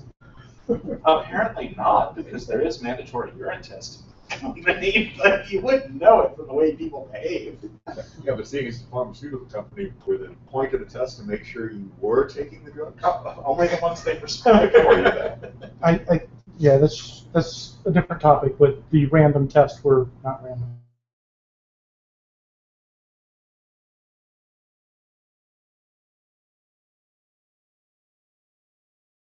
On the other hand, if you want to do the same thing your F5 big IP does, but for free, you can use HAProxy. Since it's open source, but if your company is one of those that's like, well, I need a neck to choke, their HAProxy.com, in fact, is their commercial arm, and they will do all the usual things of selling you commercial support. There's a little bit more about this later on. They even sell an appliance and a virtual appliance. So, if you really want that old familiar warm fuzzy model, they got you covered. But it's just a software layer. Throw it on any box you like. Most everyone seems to be running it on Linux these days, but it's just C. It'll compile on anything with a fairly modern C compiler and something underneath it that looks pretty POSIX. So Do you like to run it on metal, or do you like I so far have been running it virtualized. Because it uses so little CPU compared to everything else, it would be a waste of anything other than a very small box. At least at the scales for which I've had used for it. Okay, that's why it's. Yes. If you actually have the kind of traffic where you're consuming 10 cores, sure, by all means, run it on the hardware, but you're running a lot of traffic through it at that point. Configuration syntax is very well documented. It's not the prettiest thing in the world, but it's straightforward. You read it, you play around with it a little, it'll make sense, which is what we're about to see. So this is about the simplest setup you can have. People are out here. They're talking to one of your 2 web servers through an HAProxy layer. So how do you do that? Well, you install HAProxy first, and then its file, its control file, unless you specify something different, it's going to be an etc HAProxy, haproxy.config. And these are what the contents will look like. Pretty much all of your HAProxy configs will have a boilerplate something like this at the top. So in this case, globally, you're running this daemon, you can take 256 connections. Obviously, that's not enough for a site getting real amounts of traffic, but that's number of concurrent connections it was for. Usually you see that if you're not terminating SSL, then the tens of thousands per processor is reasonable. If you are terminating SSL, a couple thousand per processor is probably reasonable. So mode HTTP, you can also run it in straight up TCP mode. And that TCP is just layer 4 forwarding. This connects to that host and port, whereas HTTP, you can do a whole bunch of cool stuff, some of which you'll see later, like terminate SSL, like do routing based on the URI you got, like rewrite URLs based on what came in or where it came from, or really, an HTTP header, pretty much anything in the traffic stream. We're going to say that you get 2 seconds to connect, and the client and server both get 10 seconds to respond. All that, of course, is tunable, but you got to start somewhere. So now this is the part that actually does something. You're going to listen to all your interfaces on port 10,008. Now, in all of these, I've gone ahead and listened on high ports. You can, and the default configuration is to run HAProxy starting this route so that it can bind to ports less than 1,024. I tend to like to not even start it as root and therefore bind to higher ports. At some point, you're going to need some layer that will do the translation of the inbound request with no port appended, so 80 for HTTP or 443 for HTTPS, and redirect that up somewhere for a user process to handle. HAProxy is perfectly happy to do that, but most places I've seen, you'll do that either at your external firewall or in IP tables on a Linux box that your traffic is going through. But there's absolutely no reason, if I were willing to start it as root, which actually you will see later on in the demo, that wouldn't be bind to star:8. And then, well, in this case, I've only got the one backend. So default backend just says, hey, any traffic that isn't caught by another rule. I'll show you some ways of assigning rules through ACLs later. Any traffic that isn't caught by that, send over to the web server's backend, which is defined right beneath it. Balance, you can pick any of several balancing policies. Round robin is generally a fairly good one, A, B, A, B. But it'll also say, well, whichever one has the fewest connections open right now, that would be least common. Or you can balance based on source ID, which may not be very balanced if you have one person in particular who's hitting you very hard and no one else is. But it's very useful for TCP mode where you don't have headers and stuff that you can do hashing on, and it is occasionally not a bad idea. I've got 2 backends defined here. They're both web servers, both on port 1080 on 2 different machines. So that will implement the thing in the previous picture, which, let's see if that'll go back. Previous. You can probably use a roller. I probably could, couldn't I? Right, so I have just defined that. No. Yeah. No. Hang on.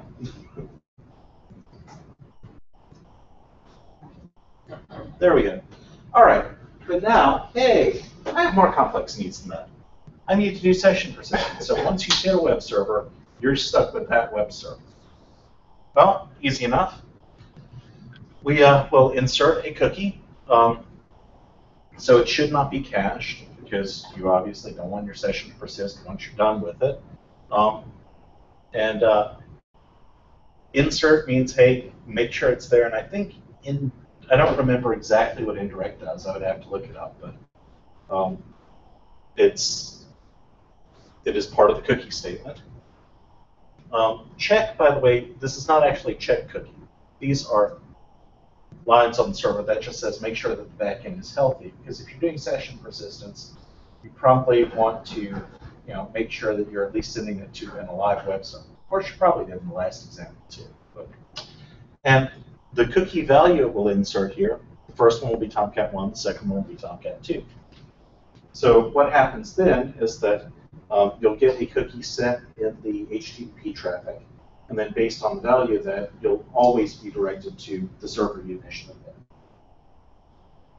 Well, okay, but we already have a cookie for session persistence that we're using.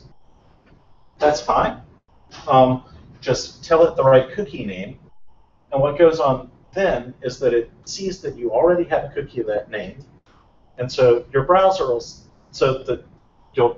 make the connection. It'll be relayed back to a server. The server will send a cookie. Then the HAProxy layer actually mangles that cookie.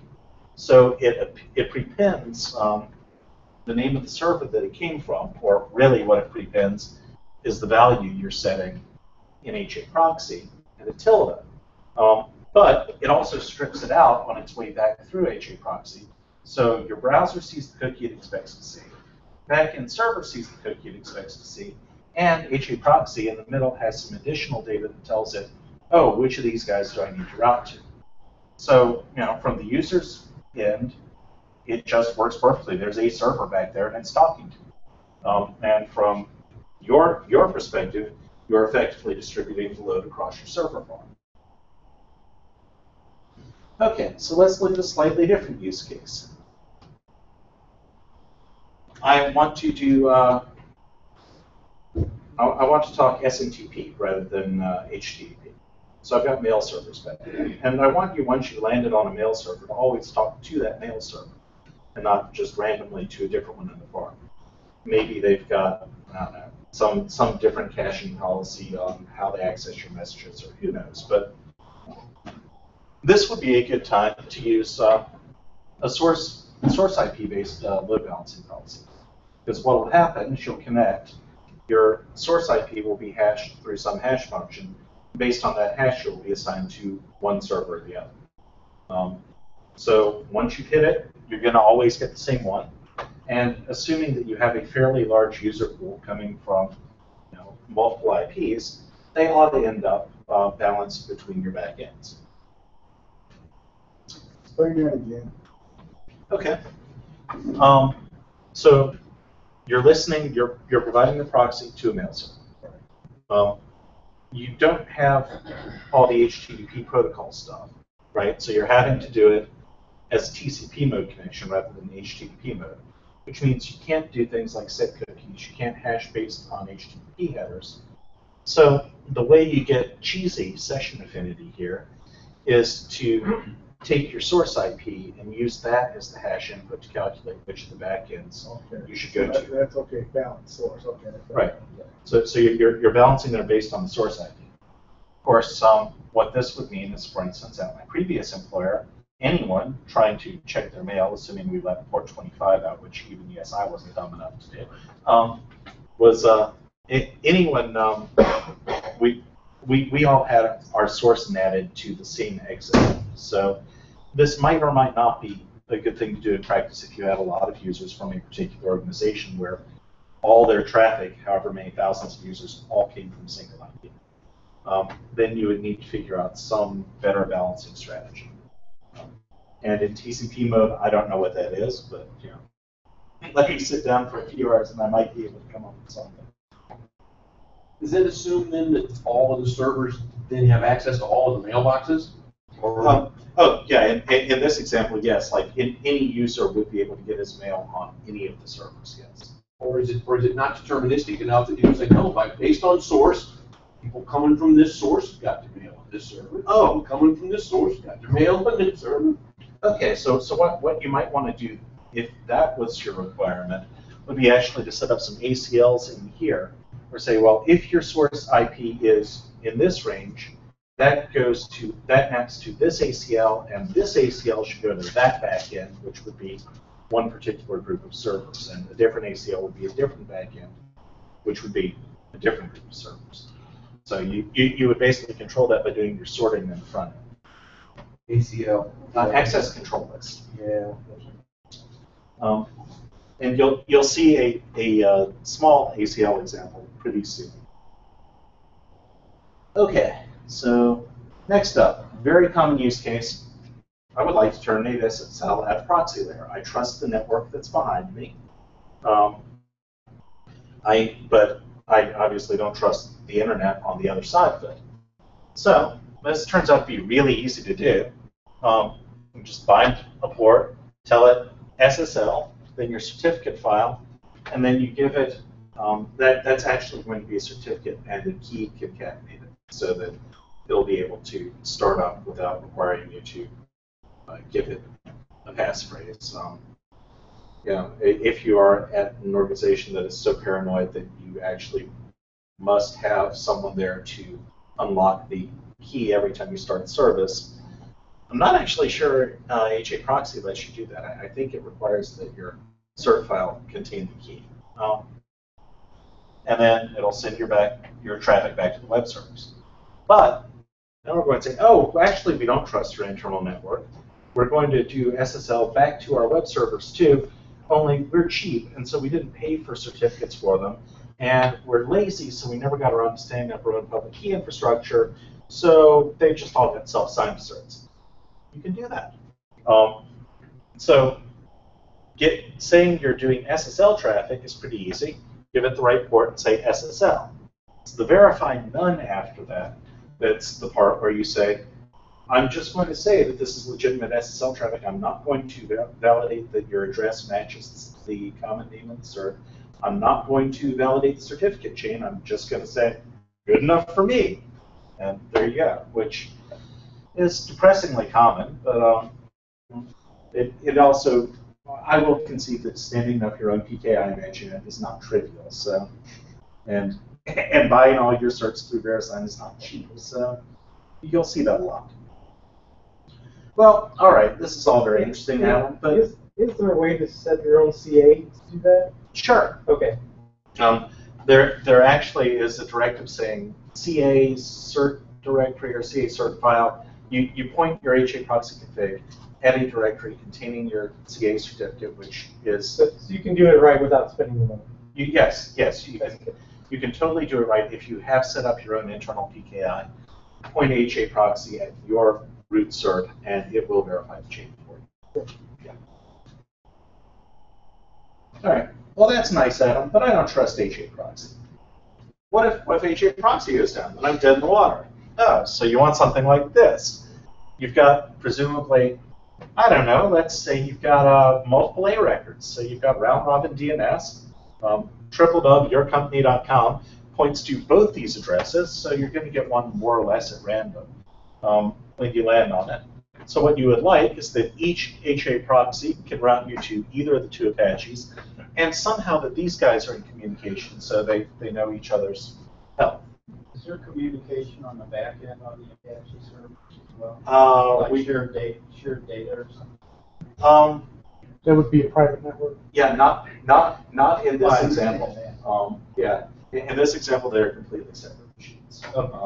There's no reason. Well, I mean, if they're running the same services, you know, or they're putting up the same website, sure. You know, it may, let's say you're purchasing something, may have to have access, you know, to the customer. To a shared database or something. Sure. Yeah, and in this case, I am assuming that these are independent front ends, but sure, I mean, there's no reason you can't have a shared data store here that both these guys have access to. Or you could do like a particular company does and go back out to HAProxy, get back in. Well, yes, you could. That would be a bad company to work for, though. Yeah, I can't say I recommend it. It'll teach those guys to be smooth inside our net. So it turns out this is actually very simple to do. You add a peers statement. So you give it peer name, proxy name, host and port, and that's the host and port that they communicate with each other on. So now your HA proxies are talking to each other on their ports 9925. And then in your backends, you add a stick table. So that basically says connections from HAProxy stick. They are sticky, and you keep that connection in a table, which in this case is only 20K, so you probably better not have too many connections at the same time, although each connection is only a few hundred bytes of state.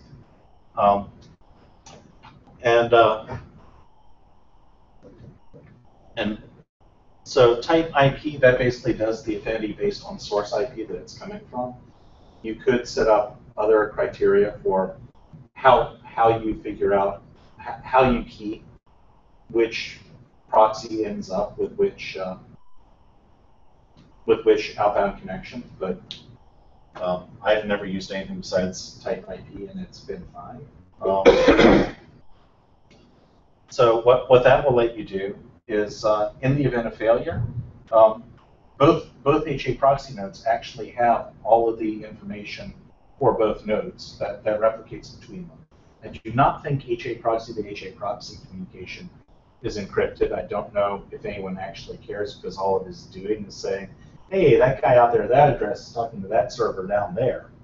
So what you're saying is if I got 10 bytes at dot 11 knows where everything was state tables. No, actually, if dot 5 bytes .5. dot 6 Okay. knows how everything else is connected, and so then presumably you've got round robin DNS. It fails, it goes to the next. So it tries to connect. If that fails, it goes to the next one in the list that hits dot 6, and that says, oh, you're coming from over there, which means, he used to have you, but I have you now, and it ends up connection in the right place. What happens if a backend web server goes down? So if you have check in this line, which I really should, HAProxy will recognize that the backend is down and will not route traffic there. You got another HA Hmm? I was saying you got HA high availability on your backend. Okay. Servers. Yeah. Hey, don't knock it if it's real. But yeah, you should always have. Frankly, you should always have check in your server. Well, you just had a dyslexic keyboard when you typed this up. That's why. Yeah. Let's go with that. Okay, so this is nice for toy services. Okay, you've shown that something stateless and boring like a web server will work, or even something maybe slightly stateful like a Tomcat server, where we have to maintain session affinity. But my app's not like that. My app has a whole bunch of static content that's hosted in Apache servers, and it's also got some web app stuff that's hosted in Tomcat servers. And my convention is that any URL that starts with /static is served from Apache, and everything else goes to Tomcat. Can I do that? Well, yeah. So this is where the layer 7 routing stuff comes in, which is pretty fun. So you change your front end now. This is where we're going to talk a little bit about ACLs, access control lists. So your default backend is now your app server. You're throwing everything to Tomcat. But we're going to create a static ACL that says if the path begins with /static, then instead use backend web servers if static. So basically, this creates a match, and if the match is true, then it's going to use a different, it's going to route it to a different location. Yes? If you have multiple ACLs, They're applied in order. Is that even if they're conflict, who wins if you have a conflict? the first match? So yes, that can be that can be irritating to debug from time to time, particularly because your ACLs can be regular expression based. And so it's awfully easy to write an ACL that grabs more than you expected it to. But because it's you can do rewriting either based on regular expression or based on just prefix and suffix stuff. But because you can do effectively arbitrary decision making and rewriting of the URI you're presented with, you can create however complex an application you want with however many components routed however you choose. And it may turn into a really ugly and difficult to read configuration file, but you can do it. So then on the back end for that, your web servers are going to look exactly like they used to. Your app servers are going to look, well, exactly like the app server thing, only they've got cookies to do session affinity. So now you've got a multi-component web app where each component has some redundancy. Well, that's nice. Now how do I track how this is getting used? You're going to need statistics. Okay. We're going to add 3 new lines. Stats enable, which says, all right, track statistics. Stats URI, which basically says if you connect to whatever /stats, you get the statistics page rather than being routed to any of the backends. And the stats page by default is going to refresh every 30 seconds. And then the rest is going to be all the same. So if you are connecting /static something, you get the web server, and if you're connecting to anything else, you get the app server. Well, okay, but I don't really want to look at the pretty statistics page, which I will show you in a bit. I just want the data. Fine. Append a semicolon CSV to stats or to whatever your stats URI is, and you will get back a comma-separated value table of all the statistics, which then you can parse with whatever tool you like. Or, and this next thing is cool, but a little dangerous, you can set up a Unix domain socket or stats socket. And then you can actually send that text, which is commands, and get back replies. So if you did that, then you could echo show sets. That's show me all the existing sessions, piped to SOCAT, which is a cool little Unix utility to do cat but 2 sockets. So Unix Connect means, hey, this is Unix domain socket, and that's it. And then give me and use standard IO. And so then you'll get back the reply on standard output, and wow, there are all my open sessions. So that concludes the configuration bit. But there are a number more slides, and it's going to be a little bit of a live demo. So some other stuff that's kind of cool about HAProxy. How does it do the back-end checking when you put check in a server line? Usually it basically just does a TCP connect. So it's layer 4, which may or may not actually be very useful. Yeah, it'll tell you if it's completely dead, which is good to know. But if you have, for instance, a process that's got the port open but it's just unresponsive, HAProxy is not going to know, unless you set up an HTTP check and you have either some method on your server that actually knows how to reply to a health check, or you can set up an HTTP check that just does something like options, which your server probably knows how to reply to, but well, maybe. But they were going to do what it didn't do, right? When I tried to do that. Or it's like, this should be easy. Yeah. One thing you may be used to doing with F5 that you can't easily do through HAProxy is TCP half open. And at a certain employer for whom I've recently worked, we basically do all our health checks with TCP half open monitoring for probably a dumb reason, which is that if you do any sort of transaction, oh, we're going to log that. So when you're connecting every 2 seconds and saying, are you alive? Are you alive? Are you alive? Well, the logs fill up really quickly because we weren't smart enough to filter that. But if you do a TCP half open, well, SYNEC and sit there and die, that doesn't cause a log. Of course, it does eventually fill up TCP, but whatever. You can't really do that with HAProxy. The reason you can't is that you're running in user space. Right? And like to mess with the actual TCP handshake, you need to be down in the kernel layer. Now, you could write a module that specifically sent TCP half and then built some sort of user space interface to it, and then grant HAProxy the privileges to do that, but seriously, that's a lot of work to just, either filter the logs or get your app developers to agree that, hey, when I get this request, I just send back 200 and I don't log anything. It's a lot easier. Help pages are a very good thing to have. Yes. Yeah, it's probably a good idea anyway. And especially if you have a complicated app that needs to test more than just do I respond, like, hey, do I have a database? Can you have it look for like a picture on a website or certain text? Yes. Yeah, so what you can do is,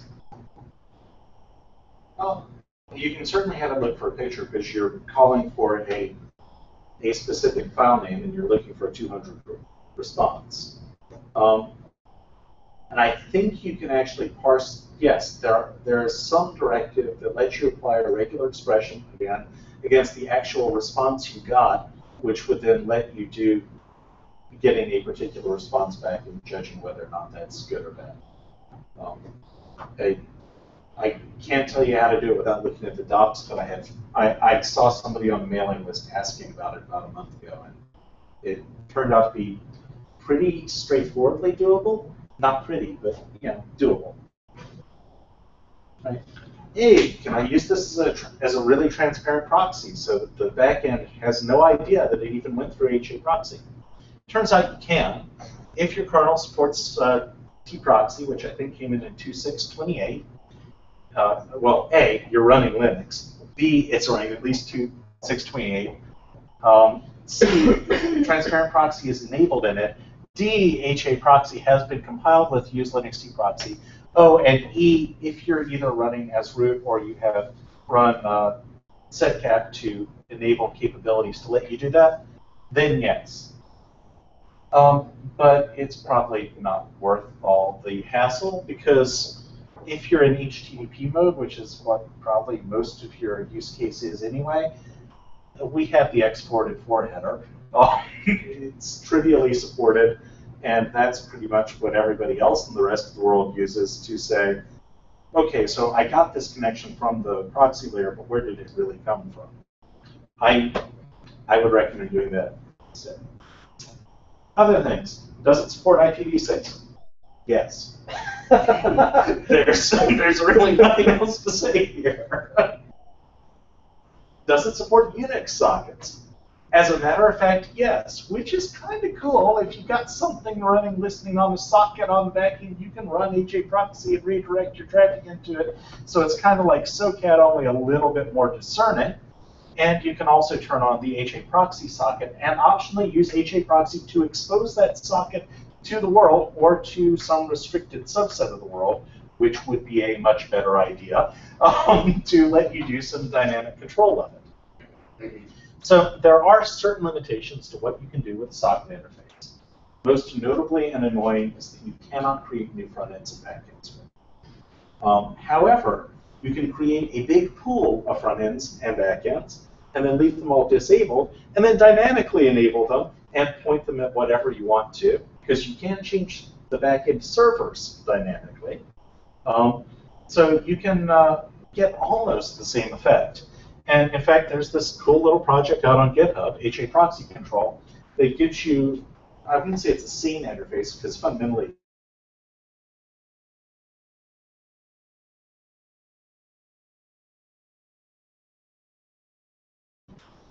to have a very dynamic proxy solution. Something that keeps biting people on the mailing list, and it is really a little weird, although once you've seen the developer answer once why he did it this way, it makes sense. The only file I/O HAProxy does, period, is at startup time. It reads its config file, and once it's fired up, it does not touch the file system again. The reason for that basically is that the whole thing is one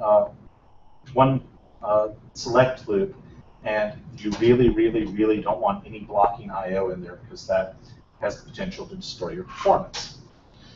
So In general, you'll have noticed that the backends I've been specifying have been by IP address rather than by host name. You can do host name, but if you do that, it's not all the cool stuff about DNS. It's what did I get when I looked this up, when I started up, and then that value is what you use for the rest of the lifetime of the process. And you can't log directly to files, which, brief digression. So Neutron is the OpenStack networking, virtual networking layer stuff. One of the Neutron developers just wrote in asking, well, why can't it write to files? And you got the answer about the select loop. But the point is that what you can do, you can either log to syslog or you can log to a Unix domain socket. So sure, you could have a Unix domain socket, and then you could have a coprocess that looks to see, hey, is there anything available to read there? Oh, well, there is. Okay, now I'm going to write it to a file. Hey, guess what? That's essentially what syslog does for you. So if you just set up syslog to listen to this and then write appropriately based on log level and log ID, then it's fine. If you're running multiple HAProxys as multiple individual users, then you may actually want to end up running effectively each user's own private copy of syslog. That can get a little gross, but then you're into the whole trying to do containerization without real containers thing, which... If you change your config file, can you send it to hub, or do you have to like stop it completely and get in there? Okay. In fact, how about that, Greg? Hey, I'm a plant. So it's not exactly send it a hub, but you can start it up with a flag that says, hey, the previous HAProxy process was this, and what it does is that it actually gracefully handles those. As those connections close, it'll be answered by the new process, and so it lets all of those finish, and then only your new process accepts them, which makes it really, really easy to do this as front end for doing rollback or cut over and rollback services, because basically you toss the new config file out there, tell it to restart, and then if you need to swap it back, you toss the old one back out, tell it to restart, and it just works. It's beautiful. And if you really want to get fancy, then you can do that a bunch of times in succession, adding one new backend at a time or subtracting one old backend at a time. So you could really very, very fine-grained schedule service rollouts that way. All right. So if you're using free version, you're looking at the non-commercial support. There isn't a bug tracker, which is slightly annoying. I mean, it seems like it would be kind of nice for them to just have an issue tracker, but everything's done on the mailing list. It's active. Unfortunately, right now, the major discussion is, you guys have crappy spam filtering, which they do. And the developers are like, we don't want to be in the business of maintaining mailing list spam solutions, which seems a strange response. But anyway, HAProxy at formalux.org, and I did not write that, as it actually is, because, hey, anybody, anywhere in the world can send a message to it, and it's probably going to go through and be reflected to the 800 subscribers or whatever on the mailing list. You can, subscribing works fine, and it actually is a very informative mailing list, except that it's occasionally full of spam, mostly in French. And the development stream of the project is ongoing. And if you want commercial support, either because your enterprise likes having that sort of thing, or just because, hey, somebody else should take care of this because we're using it and, the real world in front of things that cost real money, HAProxy Enterprise Edition with the horrible, horrible acronym HAPPY. 1.5 was just officially released after a long development cycle a couple months ago. I think HAPPY is still 1.4, but it's going to be 1.5 soon. Or they'll send you an Aloha load balancer, which comes, they pick out the hardware for you and give you a nice little orange and blue 1-unit thing that you plug into your rack, or the virtual appliance, which is pretty much like the F5 thing. It's a VMware disk image that, fire this up and, hey, look, it's HAProxy. And all of those are fully supported. And although they have a live demo site, I've got something better. Okay. So let's go back to mirrored display.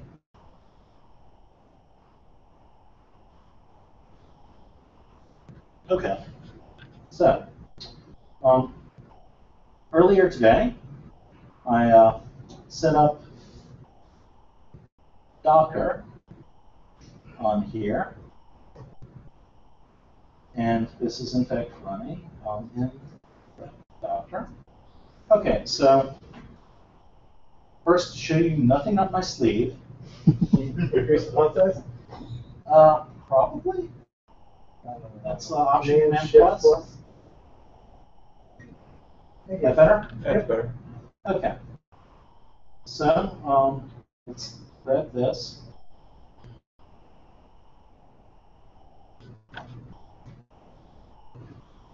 All right, so there's nothing there. Not really a surprise. So let's do a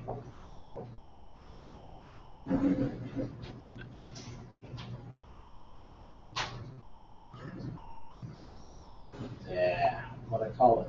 It wasn't HAProxy. Full latest.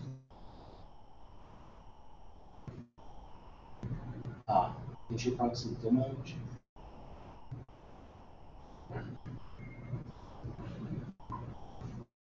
That's it. Okay. So, give that a couple seconds to start. Well, that's different.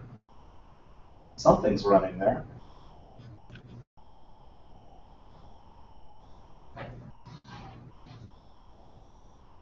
All right, so now I've started 3 virtual machines, or really containers inside the VirtualBox virtual machine, but effectively virtual machines.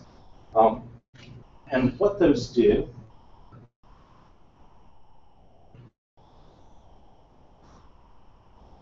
here are the backend web server configs, which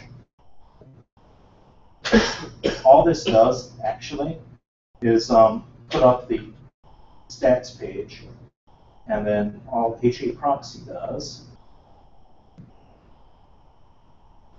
is there's my front end. It only has one backend web service, and it's just load balance between those two. So if I reload this, I will get a boring statistics page. And I can keep reloading, and I keep seeing the boring statistics page. Please. Zoom here, please. Same key structure. Okay. There you go. All right. But if I go to the HAProxy stats page, then I need to zoom back out. All right, so what you can see here, I'll pop open a new window.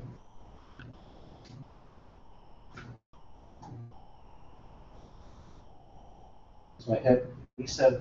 Oh, that isn't independent. That's annoying. Okay. Anyhow, each of these have had a maximum of 2 sessions. So what I can show you now, notice that both ends are up, and if you hit, you get some response. So I'll do HAProxy stop Nginx 1. Docker stop. Thank you. Okay. So now if I reload this, it's probably going to look exactly the same. Yeah, I'm still getting some statistics there, but if I go to the stats page, okay, look, N1's marked as down.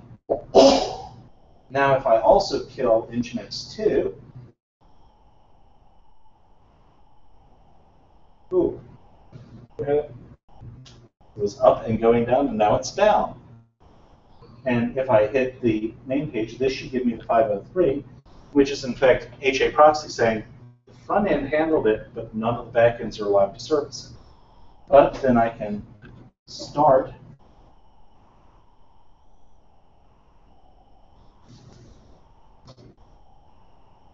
if I reload. Hey, notice by the way those counters have reset to 1 because, hey, the web server just restarted. And if I reload the stats page, you'll see that 1 is alive and 2 is down. And so that's pretty much the the demo. Obviously, I could have done a much more complicated application, but I figured that would be more than enough for an introductory presentation. And let me just hop ahead to the last slide here, which is, have you got any questions? And also, feel free to email me, davemartin@gmail.com, and yes. Does it? I'm trying to think.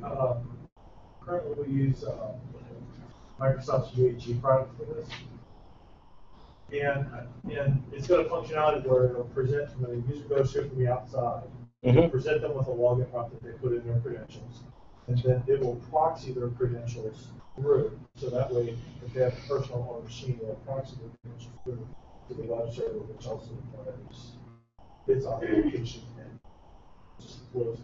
Okay, yeah. HAProxy support. You're talking about, I think he's talking about NTLM.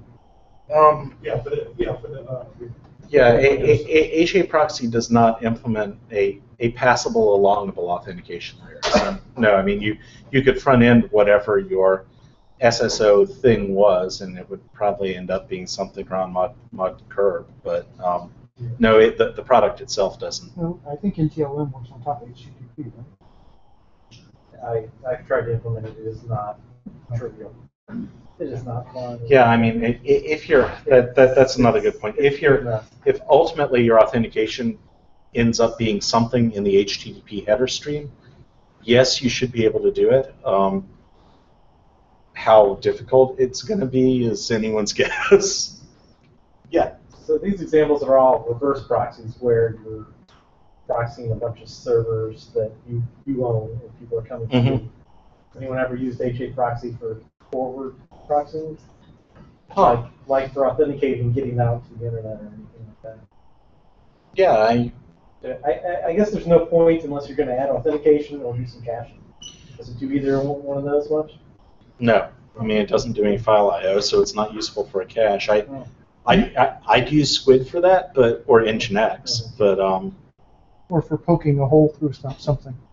Yeah, it could well be useful for poking a hole through something in DNZ sort of context. Although it's a TCP proxy, right? It's not a SOCKS proxy, so it doesn't have a protocol layer on top of it.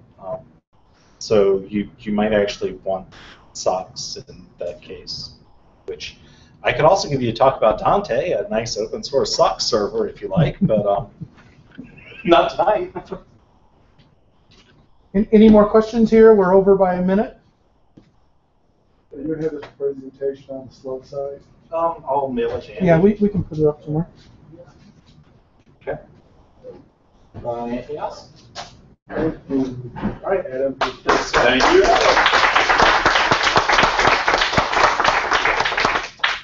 And our speaker prize for Adam. Thank you. A honey bee with a penguin in it. With a shot glass in it. A Debian shot glass. Well, I know what I'm doing.